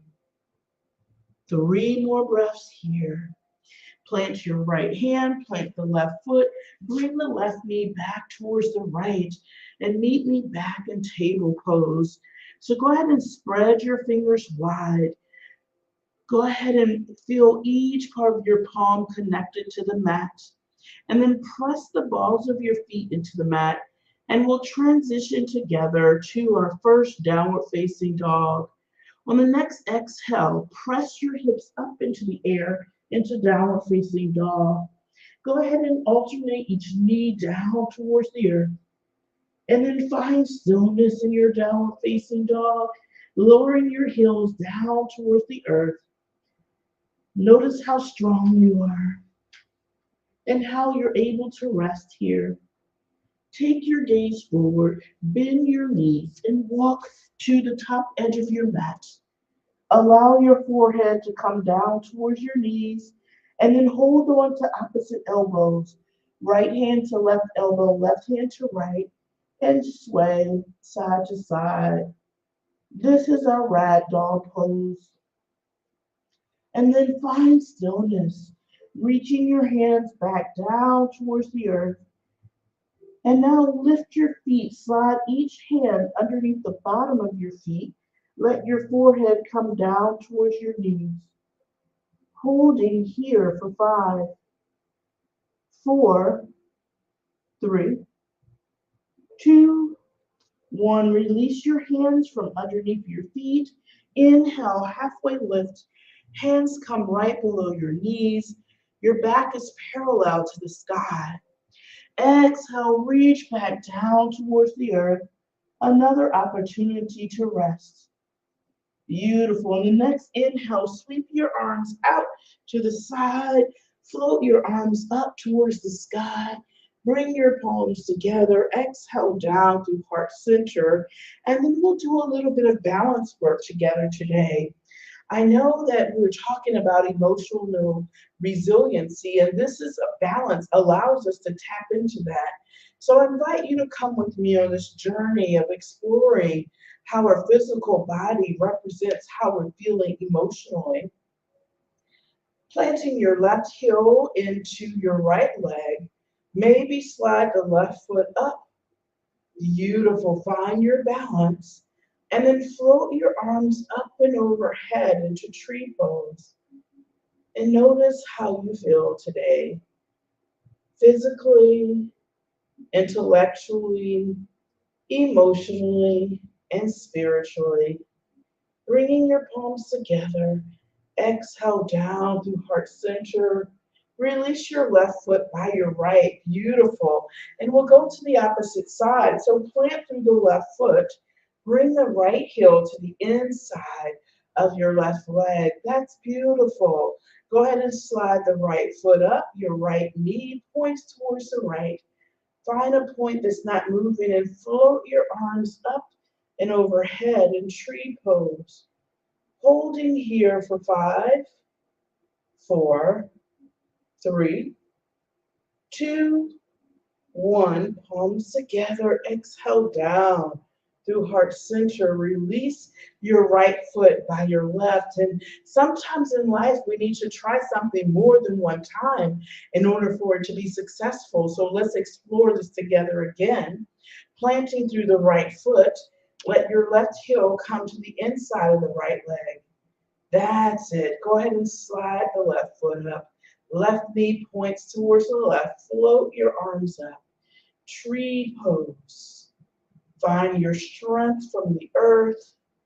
Reaching your fingers up towards the sky. Looking for all the blessings that are available for you. Maybe 3 more breaths here. Bringing your palms together. Exhale down through heart center. Release your left foot by the right. That's awesome. Only one side left. We're going to make it. Plant through the left foot. Bring your right heel to the inside of the left leg. And when you're ready, slide the right foot up. Right knee points towards the right. Float your arms up and overhead. This is our last one, so be proud of yourself. Holding for our last 5, 4, 3, 2, 1. Palms together. Exhale down through heart center. Release the right foot by the left. That was awesome. So we'll transition to triangle pose today. This will help stretch our hamstrings. I invite you to step your right foot forward to the top edge of your mat. Your left toes are going to turn in slightly as you extend your left leg behind you. Reach your right arm out in front, your left arm behind you. Inhale, shift your left hip back, reach forward with the right hand, and then exhale, tilt down with the right hand. Your left arm floats up towards the sky, maybe even looking at your left thumb, holding here for 5, 4, 3, 2, 1. Inhale, lift the upper body. That's beautiful. Lower your arms down by your side. Pivot your feet. Allow your left toes to point towards the back edge of your mat. Inhale, float your arms up. And then shift your right hip back this time. Reach forward with the left hand and exhale. Lower your left hand down. Right arm up. And notice how this feels on this side. Holding for 5, 4, 3, 2, 1. Beautiful. Inhale, lift the upper body. Exhale, lower your hands down. And we'll pivot one more time. So go ahead and point your right toes towards the top edge of your mat. Inhale, float your arms up. Shift your left hip back. Reach forward with the right hand. Exhale, float down. Right arm reaches down, left arm up. Maybe reach it a little further for the set. Sometimes in life, we have to go a little further than we anticipated. So hold here with me for 5, 4, 3, 2, 1. Engage your core. Inhale, lift the upper body. Bend the right knee with me. Sinking into warrior 2. Pressing through your back foot. Sometimes we have to be warriors. Holding here for 3, 2, 1. Turn your right palm up. Float your right fingers up towards the sky. Extend your left hand down your back leg. I call this our yogi selfie pose. Check yourself out. Know that you are awesome beyond measure. And now plant your right forearm onto your right quadricep. Extend your left arm overhead. Holding with me for 5, 4, 3, 2, 1, inhale back up. Warrior 2, straighten your front leg, lower your arms, and we'll pivot for the final time. Allow your toes to point towards the back edge of your mat. Inhale, arms into a T. Shift your right hip back. Reach for it with the left hand. Exhale, lower the left hand down. You decide how far you want to go. Holding with me for 5, 4, 3, 2, 1. Inhale, lift the upper body. Bend the left knee. Look over the left middle finger. Warrior 2. Beautiful. Turn your left palm up. Float your left fingers up towards the sky. Reach your right fingers down your back leg. Check yourself out in this direction. Holding here for 5, 4, 3, 2, 1. Plant your left forearm into your left quadricep. Extend your right arm overhead, and we'll hold for our last 5, 4, 3, 2, 1. Inhale back up through warrior 2. Straighten your front leg. Pivot towards the long edge of your mat. Breathe in with me and slowly hinge forward, planting your hands onto the earth. Let your feet go a little wider if you need, and lower your head down towards the top edge of your mat. Beautiful. Holding here for 5, 4, 3, 2, 1. Go ahead and walk your hands over towards the right. Keep your left hand planted. Float your right arm up. And then lower your right hand down and reach your left arm up. Look towards the left thumb. Lower your left hand down. Walk your hands through the center and over towards the left side. Keep the right hand planted. Float the left arm up. And then lower the left hand down, floating the right arm up. Lower your right hand down. Walk your hands through the center. Heel toe your feet in underneath of your hips. Lift the upper body. Meet me in goddess pose. We truly are goddesses. Pulse with me for 10, 9, 8, 7, 6, 5, 4, 3, 2. Hold with me for 5, 4, 3, 2, 1. Lower your heels, straighten your legs, extend your arms and lower them down, and meet me in our mountain pose. So literally plant your feet into the earth. Your palms face forward. Maybe close your eyes for a moment. Think about how powerful and knowledgeable you are, having the fortitude to continue on in the midst of adversity, having compassion for yourself, your community. And when you're ready, flutter your eyes open, floating your arms up towards the sky. Exhale, swan dive down, reaching your hands down towards the earth. Inhale, halfway lift. Exhale, plant your hands and step back into downward facing dog. Holding here for 3, 2, 1. Lowering down to your knees and separate your knees, returning back through child's pose. Big toes come together.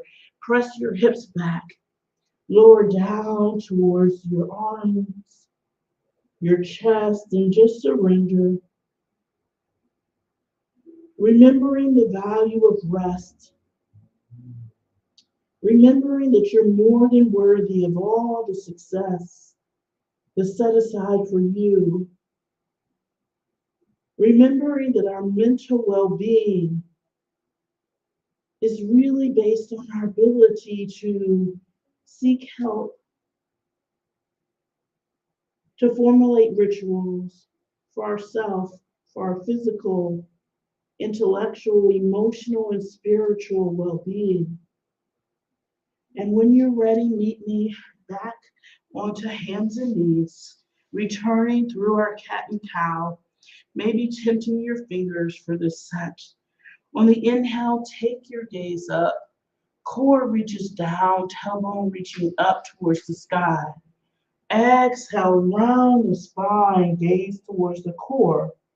One more, inhale. Gaze goes up, core reaches down, tailbone reaching up. Exhale, round the spine, gaze towards the core. Inhale back to neutral. And now I invite you to meet me in a seated position. So swing your legs to the side and then maybe meet me on your back just for a couple minutes of relaxation. So when you're ready, find your way to your spine, making your way peacefully down. We'll do a little bit of work together first. So meet me on your back. Plant your hands into the earth, knees in towards your chest. Breathing in with me and maybe extend both of your legs up towards the sky. The bottom of your feet reaching for the sky. On the exhale, open your legs into a wide V. Maybe even secure your big toes with the yogi toe hold, allowing your toes to come down a little closer to the earth. And then when you're ready, float your legs back up towards the sky. Release your big toes and transition to happy baby. So holding on to the baby toe side of your feet, pressing your back into the mat and rocking side to side. Happy baby. And then find stillness, bringing the soles of your feet together. Maybe your big toes coming in towards your chest. Holding here for 5, 4, 3, 2, 1. Release, lowering your feet down towards the mat. Allow your feet to come to the outside edge of your mat. Hands by your hips. We'll do a wide leg windshield wiper together. Breathe in with me and exhale, lower your knees over towards the right. Noticing the stretch in the left quadricep. Inhale back through the center. Exhale, lower your knees over towards the left. Beautiful. Inhale back through the center. One more time. Exhale, knees over towards the right. Maybe adding your right ankle on top of the left quadricep. Lowering your knees down just a little further. And then release, returning the right foot to the right side edge of your mat and exhale, lowering your knees over towards the left, bringing your left ankle on top of the right quadricep. Holding here for 5, 4, 3, 2, 1. Returning your left foot back to the mat, and we'll do our final relaxation. Maybe allow your knees to come in towards the center of your mat. Palms connecting to your mat if you need to slow down and be more present. Or palms facing up if you need more energy. Yoga for mental health. Cultivating this emotional resilience and fortitude that's needed for all beings, but especially for the Black woman, as we continue to unpack what it's like to be trailblazers, overachievers, utilizing tools like yoga, therapy, and lifestyle coaching to recenter ourselves. So I invite you to rest, to be still, to let go of that which no longer serves you, to love yourself, to offer yourself some grace. Maybe 3 more breaths here. And when you're ready, slowly add movement to your wrists, your toes, your ankles, and Maybe bring your knees in towards your chest, wrapping your arms around your shins, rocking side to side. Beautiful. Finding stillness and maybe rolling to one side or the other, pausing for a moment. And when you're ready, make your way up to a seated position. As we started, crossing your legs, bringing your palms together at heart center. And this time, I invite you to open your middle fingers out towards the left and the right side. This is our mudra, the lotus mudra. This flower only grows in mud, the muckiness of our lives. But we're so blessed beyond measure that we are able to continue to thrive in spite of the challenges of our life. And I hope that yoga touches your life as much as it has mine. Yoga has allowed me to really process the glass ceilings that I've experienced. Yoga has allowed me to love myself from a compassionate perspective. So if you're going through some mud in your life, I hope that you continue to show up as a beautiful lotus flower representing all the resiliency that we have. And when you're ready, I invite you to bring your palms back together at heart center and know that you are awesome beyond measure. It truly has been my pleasure to practice with you. I look forward to connecting with you soon. Go in peace. Ashe. And slowly come back up. I'm Marsha Banks Harold. I'm the owner of Pies Fitness Yoga Studio in Alexandria, Virginia. I'm a certified yoga therapist. I'm a trauma sensitive yoga therapist as well. If you're interested in yoga, feel free to reach out to me. It really will offer you peace beyond measure. Thank you, Portia, for having me here today. It truly has been my pleasure. It's definitely a pleasure having you. Thank you, Marcia. Marcia is one of our veterans, our BGH members who are, who does our yoga workshop series for Minds Matter often. So thank you for coming back. You're not only healing our minds, but healing our bodies, helping heal our bodies. We did have a question. Um, there was a question that was, how often have you been practicing yoga? And yeah, how long have you been practicing yoga, and how often do you practice? That's awesome. I actually started practicing yoga in 2008, and then I became a yoga teacher in 2009. And then I opened my yoga studio in 2010. And now I certify yoga teachers and yoga therapists. So I practice really every day. It's a part of my lifestyle for sure. Oh my God.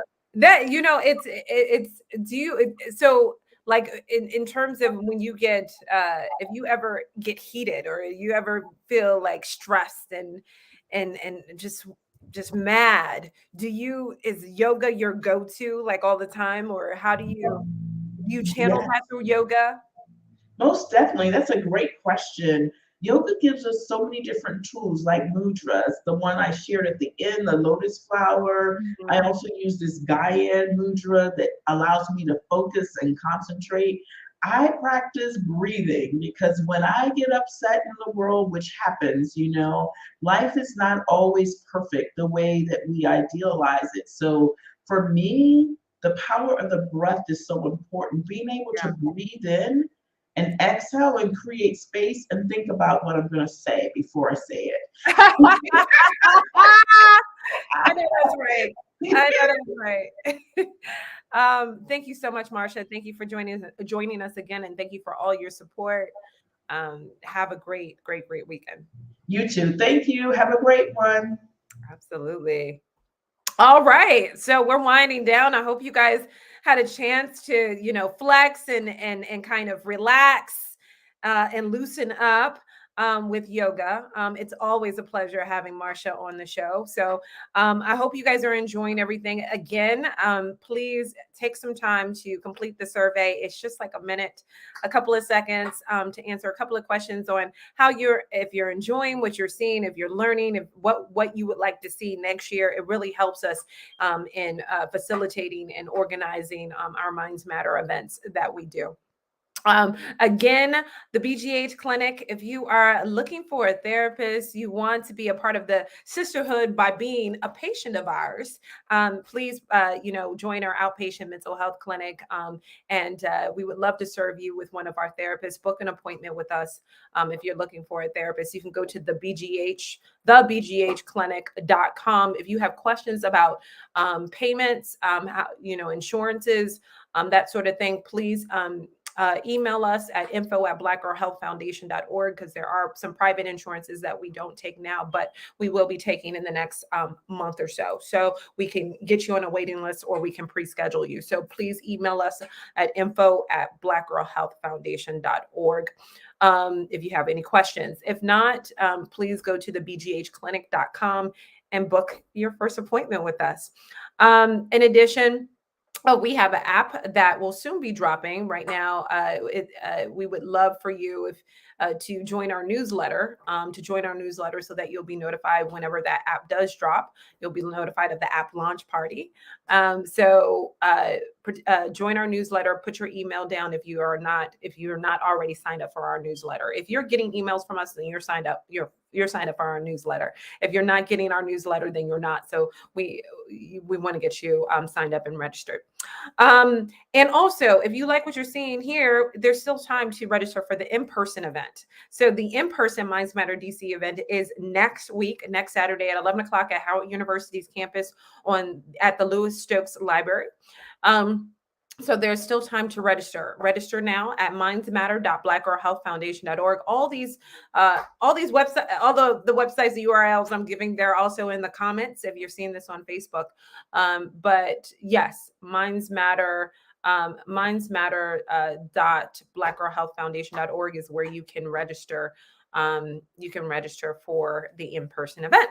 Now we're moving right along to our last workshop of the day, the link between trauma, gut health, and mental well-being. I told you guys in the beginning of this show that what you eat certainly impacts your state of mind. Okay, it's all connected. So we're going to talk a little bit about that right after the break. So stay with us. Feel like yourself again, the mother, the lover, the friend. Feel like yourself again, not tired and exhausted and at your wit's end. Feel like yourself again, having fun, loving yourself and others. Feel like yourself again. It's time to heal and live. If you or someone you know is struggling with their mental well-being, book an appointment today at the BGH Clinic for Women's Health, a safe space for women of color to take control of their mental well-being and feel like themselves again.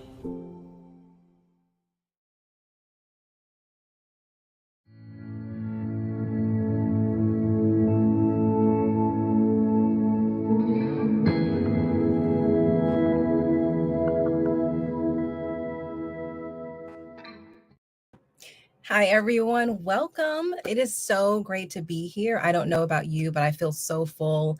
And hopefully you're feeling great too, especially after that wonderful fitness session. But I want to welcome everyone to today's session we're talking about trauma. We're talking about stress, gut health, and also the interconnection with all of that with mental well-being. But I want to thank the Black Girl Health Foundation for inviting me to speak today in partnership with the Lewis Stokes Health Sciences Library at Howard University, which is my alma mater.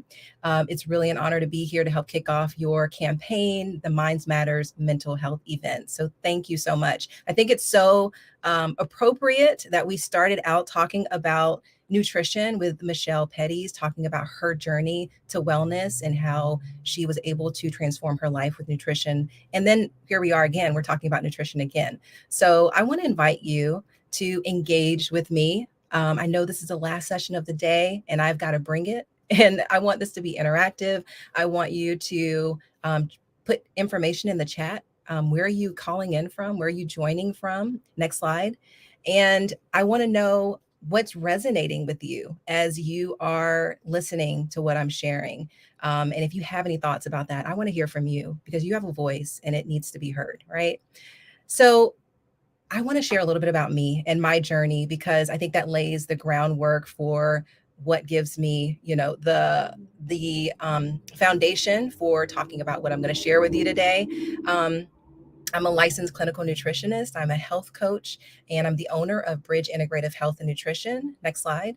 And drawing upon current research, I provide outpatient nutrition counseling and health coaching. And I walk individuals who are often suffering silently with complex health disorders, particularly chronic health diseases like hypertension and type 2 diabetes, but also autoimmune disorders in particular.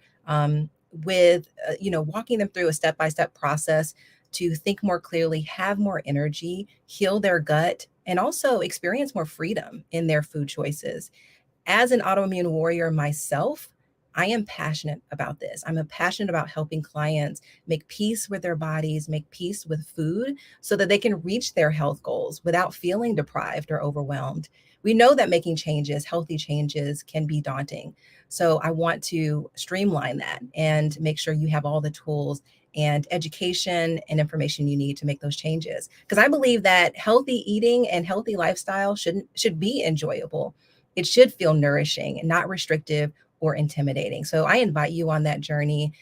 My training is in human nutrition and functional medicine, and I earned my journalism degree from Howard University. So I bring all of those skills to bear when I'm working with my clients and being inquisitive and curious about what got you here, right? So that we can get you to the next stage of your health and wellness. But my journey into nutrition counseling began almost 15 years ago. And I want to talk a little bit about, what you want to get out of this actually today, because that's really important. I want you to walk away knowing more about some of the health challenges that more people are experiencing right now. Maybe some of you on this call right now and watching the live stream are experiencing this right now. I want you to know that you're not alone. We're going to talk a little bit about the trauma response and how it corresponds to the gut microbiome. And we're going to bring it all back, talking about the mind and the body and bringing that into balance using whole foods and using some of the tools that we're going to talk about today. Okay. My journey, again, it began almost 15 years ago. I was working as a journalist here in DC and I had my first child. And I began struggling with my health. And that's when I was diagnosed with my first autoimmune disorder. And I was dealing with debilitating fatigue, gastrointestinal symptoms like bloating and edema all over my body, mood imbalances, depression and anxiety, and low self-esteem. And I had been struggling for some time, and it seemed like, nothing was changing. I wasn't getting any better, no matter how much support I had gotten from various medical doctors and practitioners. Well, in a last-ditch effort, I decided that I was going to change my diet. And I was going to eliminate the foods that I had learned through an internet search that were most commonly problematic for people with autoimmune disorders.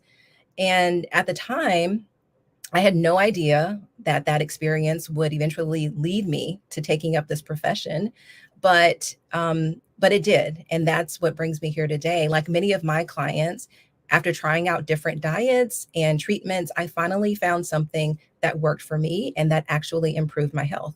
And it quickly became clear to me how a change in diet can make a huge difference in your physical health, your mental health, and your emotional well-being. And that really is a testament to the power of personalized nutrition, which is the work that I do. Well, that's a little bit about me. I'd like to shake things up a little bit, because my family and I, we love to play games. One of those games is Would You Rather? And I want to get to know you all a little bit better. It's very simple to play. Just answer which one corresponds to you. So select one if you would rather sleep for an hour and drop it in the chat, or select two if you'd rather read for an hour, read a book for an hour. Which one do you prefer? Okay, so Chanel says read a book for an hour. Love it. I'll take either one, to be honest with you. I will take a nap if I need it. We talked about sleep earlier. Other speakers have talked about that. But even reading, right? It's nourishing, especially if it's something that you enjoy. It's a book that you've wanted to catch up on or wanted to dive into. And Sadani says one, love it. So yeah, okay, great. Next slide. Would you rather, number one, chew gum, or would you rather, number two, eat a healthy snack? Which one would you prefer if you had a choice? Which you do. You have choices, right? We are very fortunate to have choices. So Patrice went back to the last one. She said she'd prefer to read. Thank you, Patrice. Would you rather chew gum, number one, or eat a healthy snack, number two? Chanel says number two. All righty. And excellent. All right. Eat a healthy snack. I think I'm for number two, just my preference. And Sidani also says number two. Thank you. All right, next slide. And Coretta says number two as well. All right. I love it. Well, would you rather, number one, do a dance video? Maybe some TikTokers out there or Instagram or Facebook. Or would you, number two, say one positive thing about yourself? Like look in the mirror, look yourself in the eye and say something positive about yourself. Or would you just have a little dance off online? Or you can do it, maybe a personal video if you'd like. Which of those would you rather do? Number one, do a dance video, or number two, say one positive thing about yourself. Coretta says number two. Excellent. Excellent. I love that. Well, thank you all. Chanel says number one. Okay, Chanel, you're going to have to show us some of those dance moves one day. All right, maybe in the in-person events that are coming up with the foundation. Yes, Sadani says dance off in the mirror. All right, I am loving it. Thank you. I think we have one more would you rather question. Would you rather, number one, prepare a meal for a friend or your family? Or would you rather, number two, have someone else prepare a meal for you? Like you are just sitting to the side and just watching them go at it in the kitchen? Or would you rather be in the kitchen? I know some women who the kitchen is their domain. You do not step in there when they are preparing a meal, unless it's to support them and help them. But they own it. So which one are you? Okay, so Patrice says number two. Oh, you're talking about the last one. Yes, say a positive thing about yourself. And Chanel says number two, preferably a chef, so someone who can actually throw down in the kitchen. I hear you, Chanel. I hear you. And Sidani says she loves to cook, so it's number one for her. Coretta says also number one. Well, thank y'all for participating. I appreciate that. Well, we're going to go to the next slide. I kind of want to just break down what I am seeing in my practice when it comes to some of the common symptoms that I'm seeing a lot of women dealing with today. Number one is food intolerances and sensitivities. Because I am working obviously with nutrition, this is the number one thing. And so many people, I'll be honest with you, they tell me, I've been dealing with something for so long. I never considered food as problematic or as a trigger for some of these symptoms. And yet it is. And it's because there's at somewhere along the way, that person developed an intolerance or a sensitivity to that. Things like lactose intolerance is very prevalent in the Black community. And for people with autoimmune disorders, wheat and gluten products can be problematic. So chronic fatigue, oh my goodness, I can't tell you how many women are saying, I am just tired. They have this low grade fatigue. It just persists, never goes away. They just can't rev up and get going. And they're just dealing with that debilitating and chronic, long lasting fatigue, and they just have low energy in general. Another big one is just difficulty concentrating. We often refer to that as brain fog. But alongside that, there comes some memory loss or difficulty recalling words. And, I went into another room and I forgot why I came here, right? Who can relate to that? And sometimes it is just in general mood imbalances, which is what we're talking about today. Sometimes we want to chalk these things up to, well, I'm just getting older, right? Or my mom and dad went through that, or my grandparents. I saw my grandparents go through that. And we think that it's par for the course to experience some of these symptoms, but that's not always the case. Another thing is body aches and widespread pain and immobility, muscle pain, muscle aches. Neuropathy is a big issue for people with, like, diabetes, for instance. Just losing sensation in different parts of your body. And then the last thing I'm seeing are just weight fluctuations, either weight loss, cannot seem to gain weight, or weight gain, can't seem to lose the weight, and or it's piling on year after year, or you look back after a decade and you realize, like, wow, I put on 20 pounds. What we're really talking about here is inflammation in the body. It's an imbalance in the body that has occurred after probably years of trauma, years of stress, years of really not taking care of ourselves, in the ways that we need to. And some of the decline that we might experience in our bodies, is part of the aging process for sure. But this doesn't have to be the norm. And I'm here to tell you that if you want to, you can take charge of some aspects of your health, or all aspects of your health, and resolve some of these issues. So let's talk about, how did we get here? Why am I seeing this prevalence of symptoms arising amongst my clients and amongst the population in general? There's so many. I know I've loaded this slide with so many different things, and I apologize for that. But I just want you to get a picture of how many things are influencing us on a day-to-day basis. Number one is our standard American diet. The acronym is SAD, right? SAD, and it's so appropriate because it is sad. It's high in fat, it's high in sodium, high in sugars, and it's highly processed. And we're eating it on the run. Usually we're eating too fast. We're not chewing our food properly. We're not breaking it down so that it can be properly digested later on, right? So it's the fast food. It's lacking in nutrients. It's lacking in color. It's lacking in richness. And that can eventually lead to the breakdown of our cells, which can lead to the breakdown of our organs in organ systems, right? Another thing, someone else talked about it earlier, dehydration, just not cleansing enough with water, just pure water, and drinking sufficient water. And I always count teas, broths, and things like that as part of the hydration. So if you're doing coffee or something like that, coffee can be dehydrating, of course. So making sure you're rehydrating yourself and getting sufficient water, but you should be ideally drinking about half of your body weight in water on a daily basis. And I know how difficult that is. In fact, let me show you something. I have this water bottle. It's huge. It's BPA free, so it doesn't have the harsh chemicals in it. So when my water sits in there, I'm not worried about that. But finding ways to making sure that you're getting sufficient water is super important. And then environmental exposures in our homes, in our environments where we live, in our neighborhoods. Mold is one of the big ones that I'm finding when I do lab testing on people. Sometimes we do find that there's a mold cultivating in their gut. Viruses and bacteria. We all know about now viruses, having gone through what we've gone through in the last 3 years, right? We know that they exist in the world. But medications can certainly wreak havoc on the liver as the liver tries to break down those medications so that it can metabolize it and use it for the benefit that it needs to be used. But that can have over time some detrimental effects on the body. It's just something to consider. Body care products that we're using every day on our skin. Our skin is part of our immune system. It's a barrier for a reason, but when we're putting things on our skin, it can go into our circulatory system, right?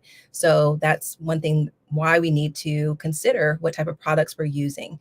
Pesticides, unfortunately, in the foods that are grown and how it's manufactured or processed, and that can be a source of environmental exposure, and then air pollution, right?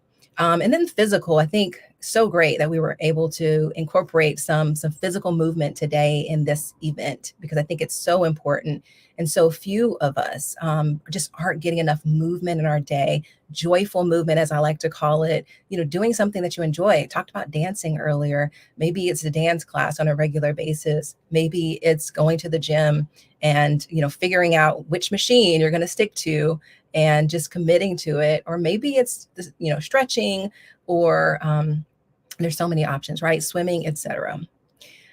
All right. So let's talk about, we talk about kind of our history and why we're here. But I think it's really important to consider, modern, how we're eating today. And I alluded to that just a minute ago, and ancestral eating. How did our ancestors eat? And we can even think back to, how did our parents and how did our grandparents eat? We don't have to even go that far to see that there is a stark difference in what we are eating today and what those before us, who came before us, ate. And I think it's really important to kind of know where we came from so that we can have a better sense of where we want to go. But there's research that's showing that for the most part, 72% of our total daily energy, the calories that we're taking in, comes from dairy products, cereals, refined sugars, and refined vegetable oil, and as well as alcohol. And that's startling when you think about it. That these types of foods, it says, don't really contribute a lot to the to what we need nutritionally. They're not nutritionally rich foods, which is problematic when you think about it, right? So it's important to recognize that that's what's happening. Next slide. But again, when we contrast this and compare it to how our ancestors eat, when there's an incredible nonprofit organization called Old Ways that has done the research and documented it and makes it available. And so here's what they say is, for African heritage, it was comprised and to a large degree, probably still is in various parts, colorful fruits and vegetables, especially leafy greens, tubers like yams and sweet potatoes, beans of all kinds, and then nuts and peanuts in particular, and rice. How many people are eating these types of foods? I'd love to hear what you're doing. Do you find that these foods are showing up in your kitchen, in your grocery basket when you're shopping on a regular basis? Because I know for the way that I grew up in the South. Sometimes we would eat a lot of these foods, to be honest with you, and we had a little garden that we would pick from. But a lot of them, we would prepare meals, but some of these we wouldn't do it on an everyday basis, right? But maybe on special occasions, and very rich foods, very colorful foods. But sometimes it doesn't always show up in our current life. So I'm curious, would you be up to challenging yourself to eat like this for a week? Would you be willing to do that? Let's give yourself that challenge if you're not already eating like your ancestors. But just committing yourself to eating like this and tracking how you feel before and afterwards. How would you feel? How do you think you would feel if you were to eat more like this instead of some of the fast foods, the processed foods that we tend to gravitate to? Well, food is also communication. Food chemicals communicate to the body's cells, and sometimes it's communicating things we don't want it to tell our cells, right? When you think about some of the amount of chemicals that might be used, or the processing methods, how it's so refined and stripped of its nutrients, you got to ask yourself, what is the food that I'm eating actually communicating to my body? Is it communicating nourishment? Am I eating foods that enliven me, that are healing to my body?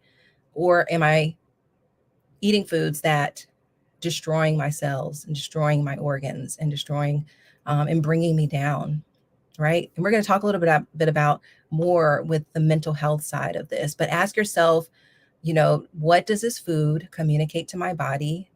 I assure you, a meal prepared at home in a loving, environment, and in a kitchen where someone really cares about it, is going to communicate more love and healing than a food that's prepared outside of the home.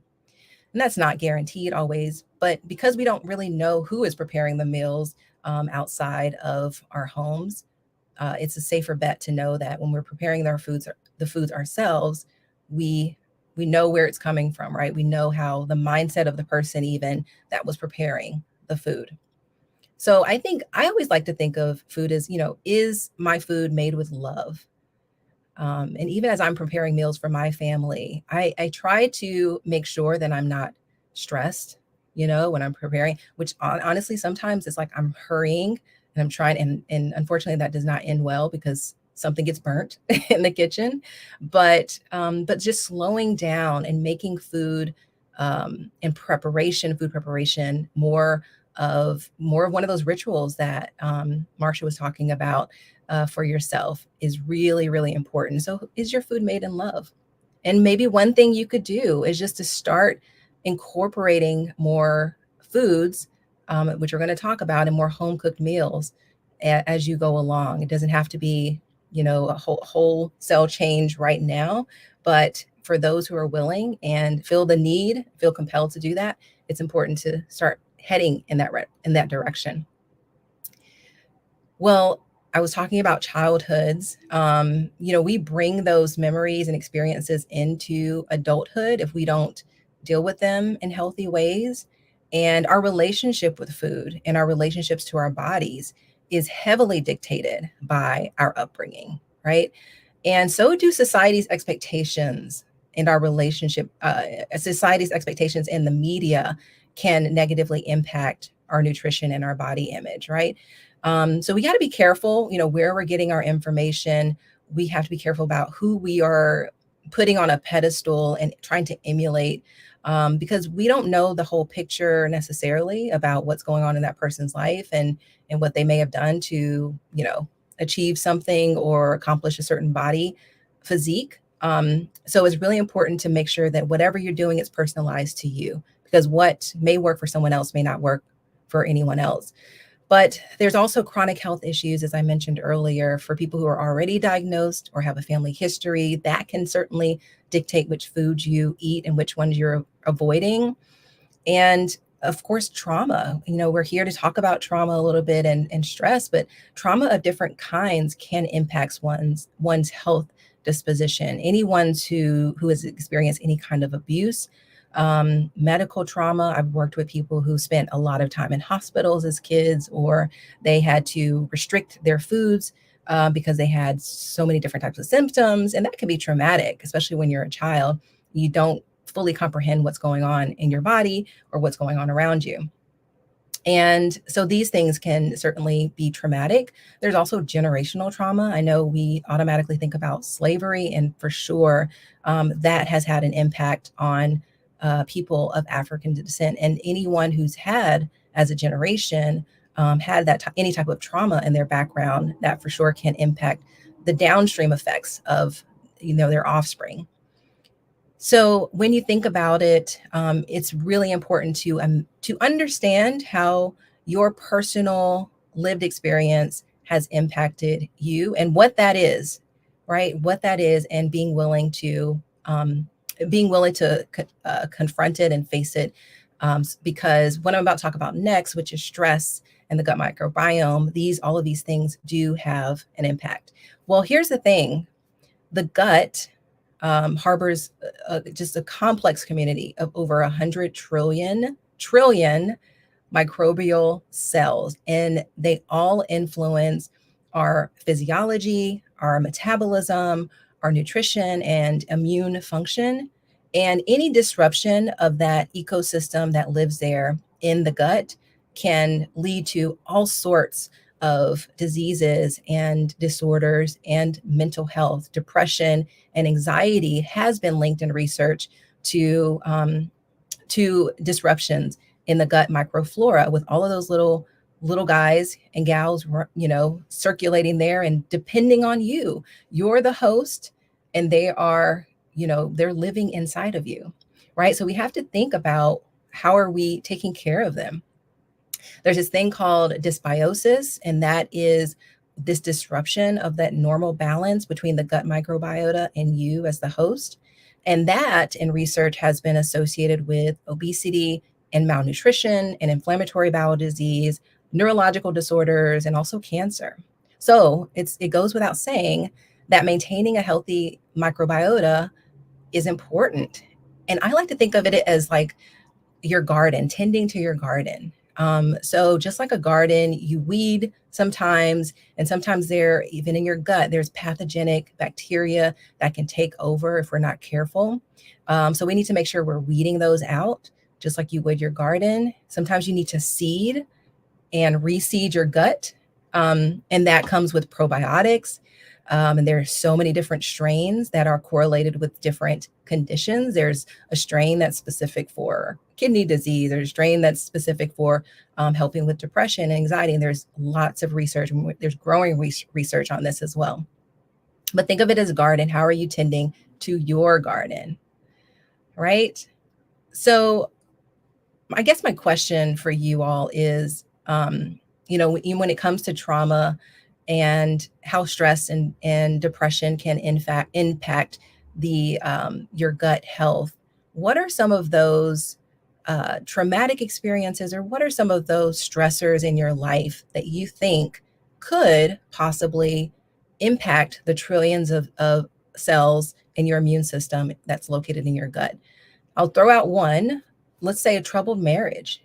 That's a chronic stressor if you're in or a relationship in general that's in discord.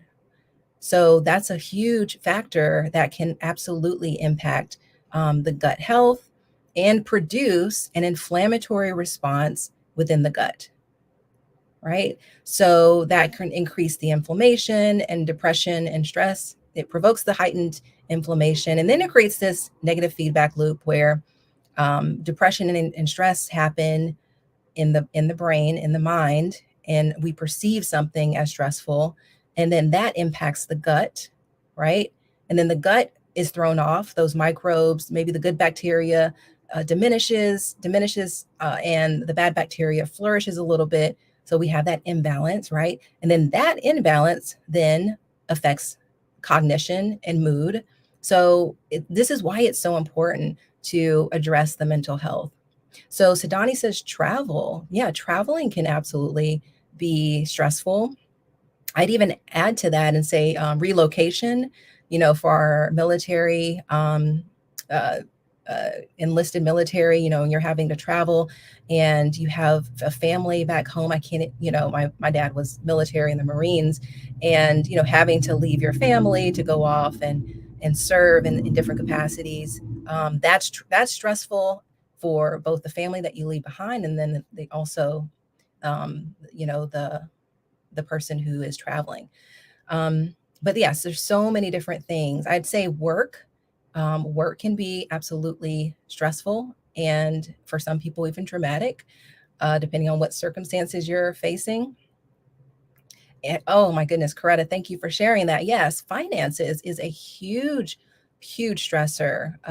Trying to make sure you're paying your bills on time, or maybe someone's out of work, maybe someone was laid off recently, and you're trying to find new work, and that is such a huge stressor. And sometimes we don't even realize the impact it's having on us until we're out of the situation.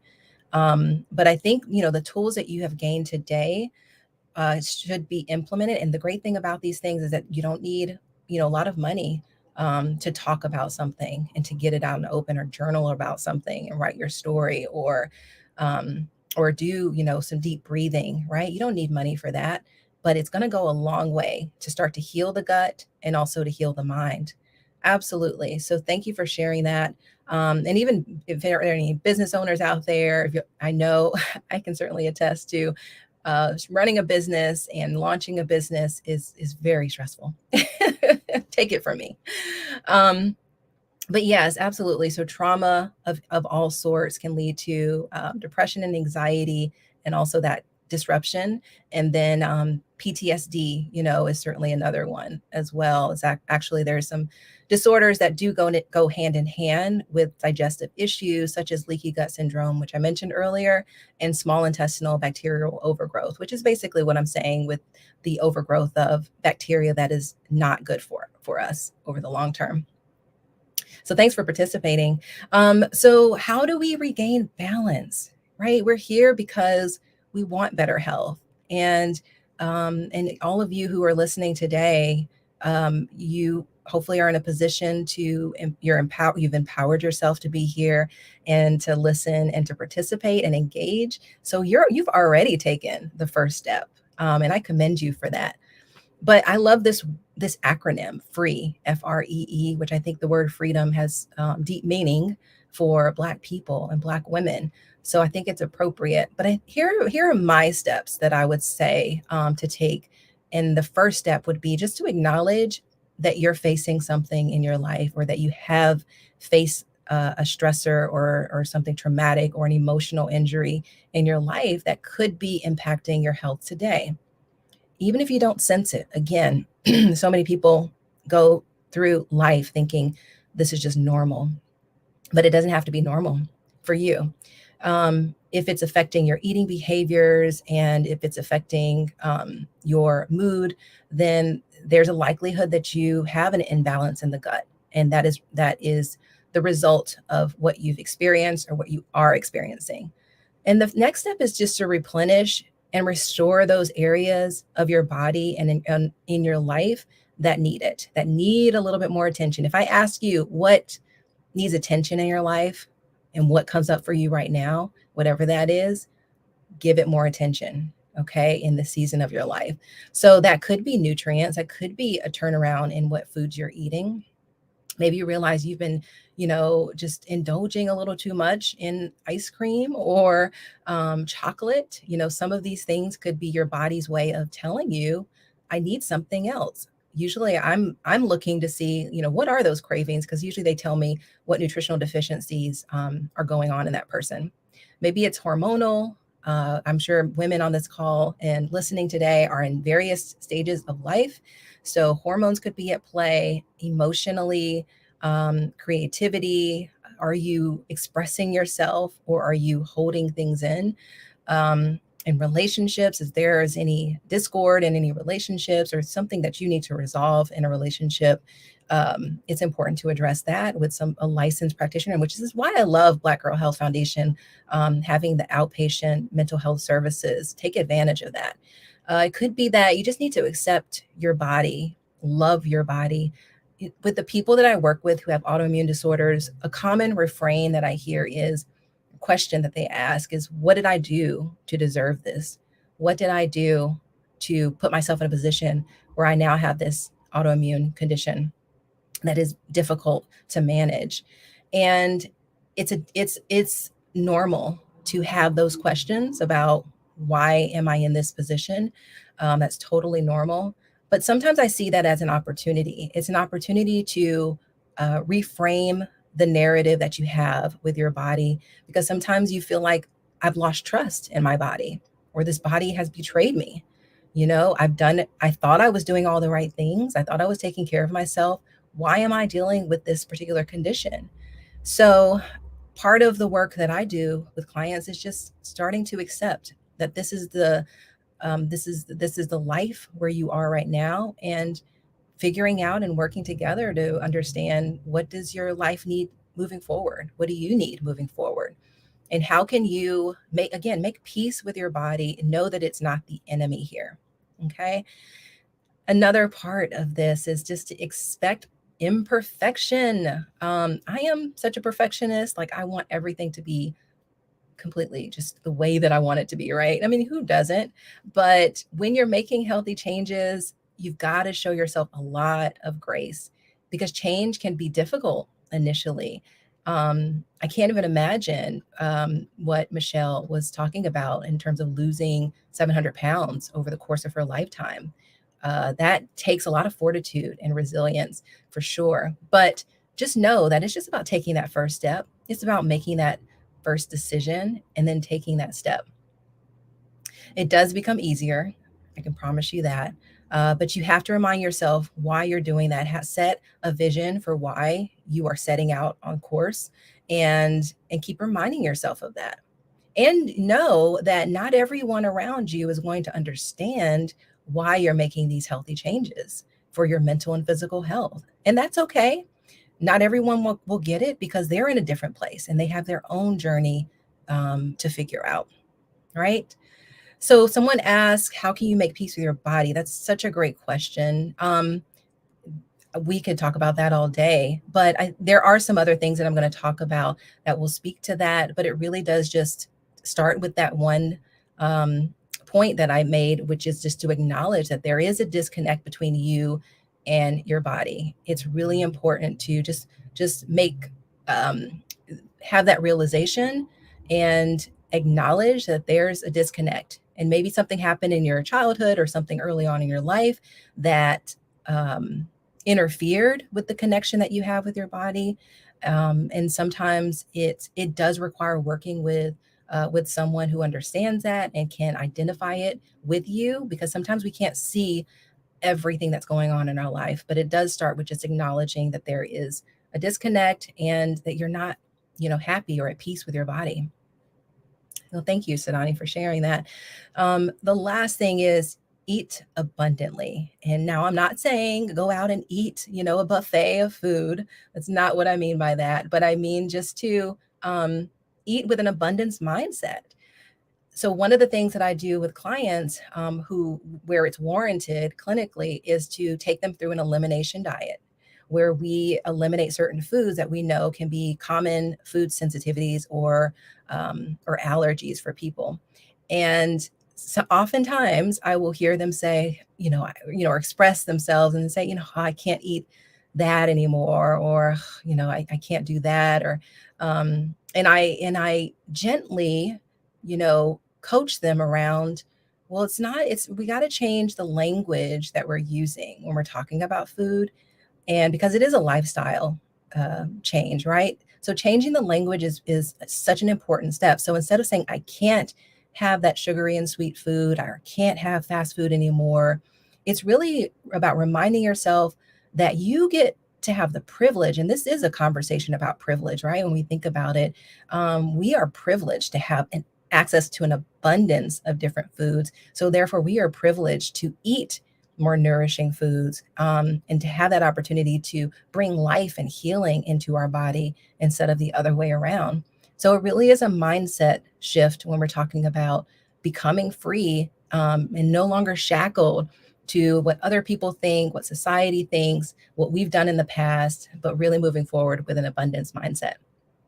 So speaking of eating abundantly, I want to share with you some of the foods, thanks to the Institute for Functional Medicine, which is where I've gotten training. It's a resource that I provide my clients. These are the foods that are known to support cognition and mood and mental health. So foods in the blue, purple, and black family. So I want to encourage you, try adding one of these foods into one meal a day or one meal a week. Let's start there. It doesn't have to be, every day. But if you're in a place where you're not eating a lot of color on your plate, then maybe just starting there. So bell peppers, berries of all types, cabbage, carrots, cauliflower, eggplant, figs, grapes, kale, olives, prunes, raisins, rice, black or purple rice, potatoes, plums. So any of these foods would be an exceptional addition to what you're already eating. And add color. Again, I can't emphasize this enough. There are many ways to add color. So here are some examples. Rather than eating, for instance, bleached corn chips, right? The regular corn chips, select the blue corn chips, right? I'm sure you've seen, can we go to the next slide? I'm sure you've seen on the grocery shelves, the blue chips instead of the white corn chips. So, that's one easy way to add color, right? Rather than the white potatoes, choose the purple potatoes. Rather than white pasta, select the pasta made from beans and legumes, such as these lentil versions on the screen. So these fruits and vegetables are rich in color for a reason, because they contain anthocyanins, which is a flavonoid pigment that's responsible for producing the color in them. And anthocyanins are one of the many antioxidants, basically really good things that your body needs that can prevent or reverse damage. So when you're eating these foods, you're contributing to the health of each and every one of your cells and your body. So mindful eating, you know, become a mindful eater, a more mindful eater, and more intentional eater, because we're always on the go. We're leading very busy lives. One of the most important steps you could take to supporting your mental health with foods is to just slow down, eat at a table. Um, do your best not to eat in front of the TV or in front of your phone, which can very easily and quickly lead to mindless eating. And eating with others is really beneficial. Eating in community, and expressing gratitude for the food that you're eating before you eat it. Honoring your hunger. So, really, if you feel like there's a disconnect between your hunger cues and you don't even know what that feels like anymore, then again, work with a professional. People who I've worked with who have a history of disordered eating or dysregulated eating or eating disorders, they are required to work with a therapist as well, because it's, my scope is limited to the nutrition, but you need to work with someone who can deal with the mental health side. And then taking a few deep breaths even before you eat, or even as you're preparing your meal, play some music, just have fun in the kitchen, right? There's so many different things that you can do to become a more mindful eating. And as we wrap up here, I know this quote is used so often, but I love it because it works. But the greatest wealth is truly health. It is the thing that we do have control over. It's what we can change. It's in our power to change, right? And it can happen, that change can happen at any time and at any moment. You don't have to wait for the New Year's. You don't have to wait until your doctor gives you a diagnosis or does your lab work and says, I'm seeing some high cholesterol. Don't wait for that. Don't even wait. I know tomorrow is not promised. So we can do whatever we can to improve the quality of our life. Maybe we can't always control, how long we live, but by making some of the changes that we talked about today, I'm confident that you can not just improve your quality of life, but also possibly lengthen your life as well. It's never too late to reclaim your health. I'd love to know if what resonated with you, what stuck out to you, did anything really stick? And please share that in the comment section. I want to hear from you. What's one thing that you want to do today to boost your physical and mental health with food? What is one thing that you'd like to do today? Go ahead and drop it in the chat. And this is a long weekend for most people. So maybe this is a great time to start making some changes. And if you're already doing it, keep going. Keep going. I encourage you to do that. So if there are any questions, I welcome any questions that you might have. And also, I want to say thank you so much. There is a QR code as well. So if you have your phone, you can go ahead and take down my contact information on the next slide. And I'd love to stay in contact with you. You can also email me, visit my website, and I'd love to keep the conversation going. And thank you again, Portia, for this opportunity. Absolutely, Emily. Great information. There, one thing I want to do is start incorporating more whole foods into my diet. Yeah, whole foods is always Whole Foods is a big thing, and it's great. Coretta said I'm going to add the color in my diet. Good. I love it. Foods. That's great. No, it was great information. Mindful eating is so important, and you don't really realize how, just eating at the table, how you mentioned, can really help you in your digestion. Really taking time to eat your foods because you're kind of in communion. You're just enjoying that time together, and you're not like focused on, feeding your face. So, no, that was really a really great tip, and just ancestral eating as well. I think, people don't realize all the processed foods that they eat now. Don't think of, like, I mean, did our ancestors live that way? Right. And even meat, our ancestors, all these people are just eating, meat. I gotta have Me, all this. Right. Did your ancestors, were they're hunters and gatherers, were they able to kill, Yeah. animals every day? Did they eat like that? I mean, no, they weren't able to find animals every day and kill every day. So they couldn't have eaten meat like scarf themselves with meat all the time, So Well, that's a great point, Portia. Even, eating around the clock, like so many of us do, they didn't have access to snacks, right? So our body isn't engineered to eat on a constant basis either. So we do have to allow some fasting, which we do naturally when we sleep, which is why sleep is so important too. important. But, not eating constantly and snacking, and that could be a sign of a mental health challenge as well. Maybe there's some boredom, maybe there's some depression or anxiety going on if you're running to food so often.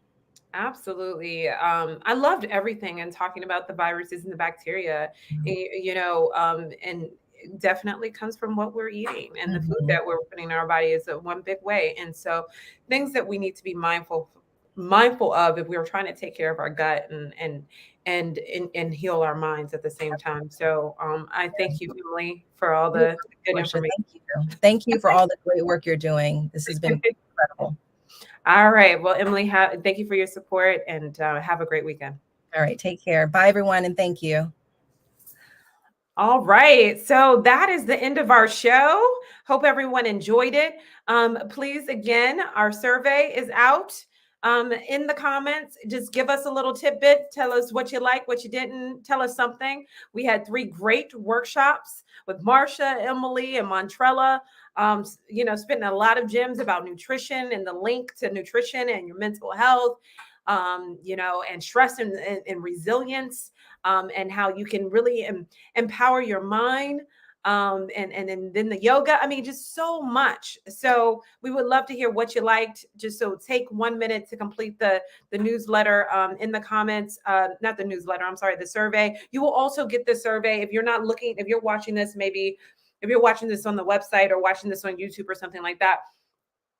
You'll also get the survey in your email if you register. So just if you see it in your email, just take a minute just to complete that. That is so helpful for us. Again, our clinic, BGH Clinic, if you're looking for a therapist, come to us, thebghclinic.com.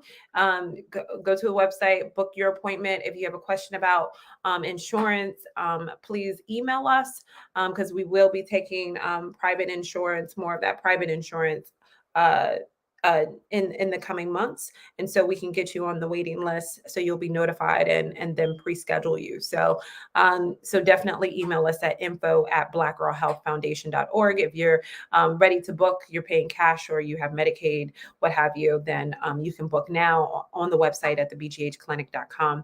Again, if you like what you have been seeing, and you want to join us in person, next week we have new workshops in person on Saturday at Howard University's campus at the library, at Lewis Stokes Library at Howard University.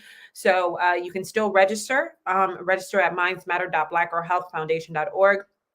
So you can register for our in-person event. So we hope to see you there.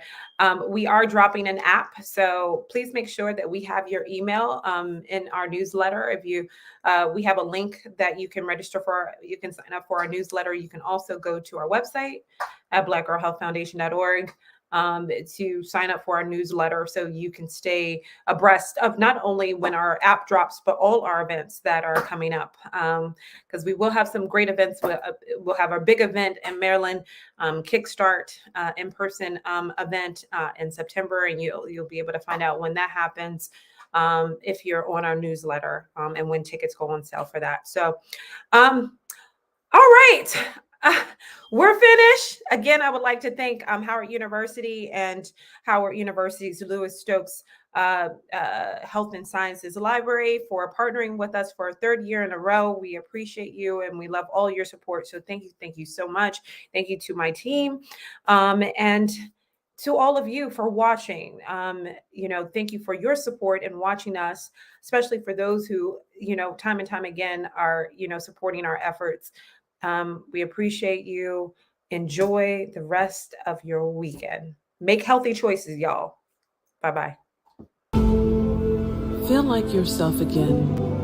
The mother, the lover, the friend. Feel like yourself again, not tired and exhausted and at your wit's end. Feel like yourself again, having fun, loving yourself and others. Feel like yourself again. It's time to heal and live. If you or someone you know is struggling with their mental well-being, book an appointment today at the BGH Clinic for Women's Health, a safe space for women of color to take control of their mental well-being and feel like themselves again.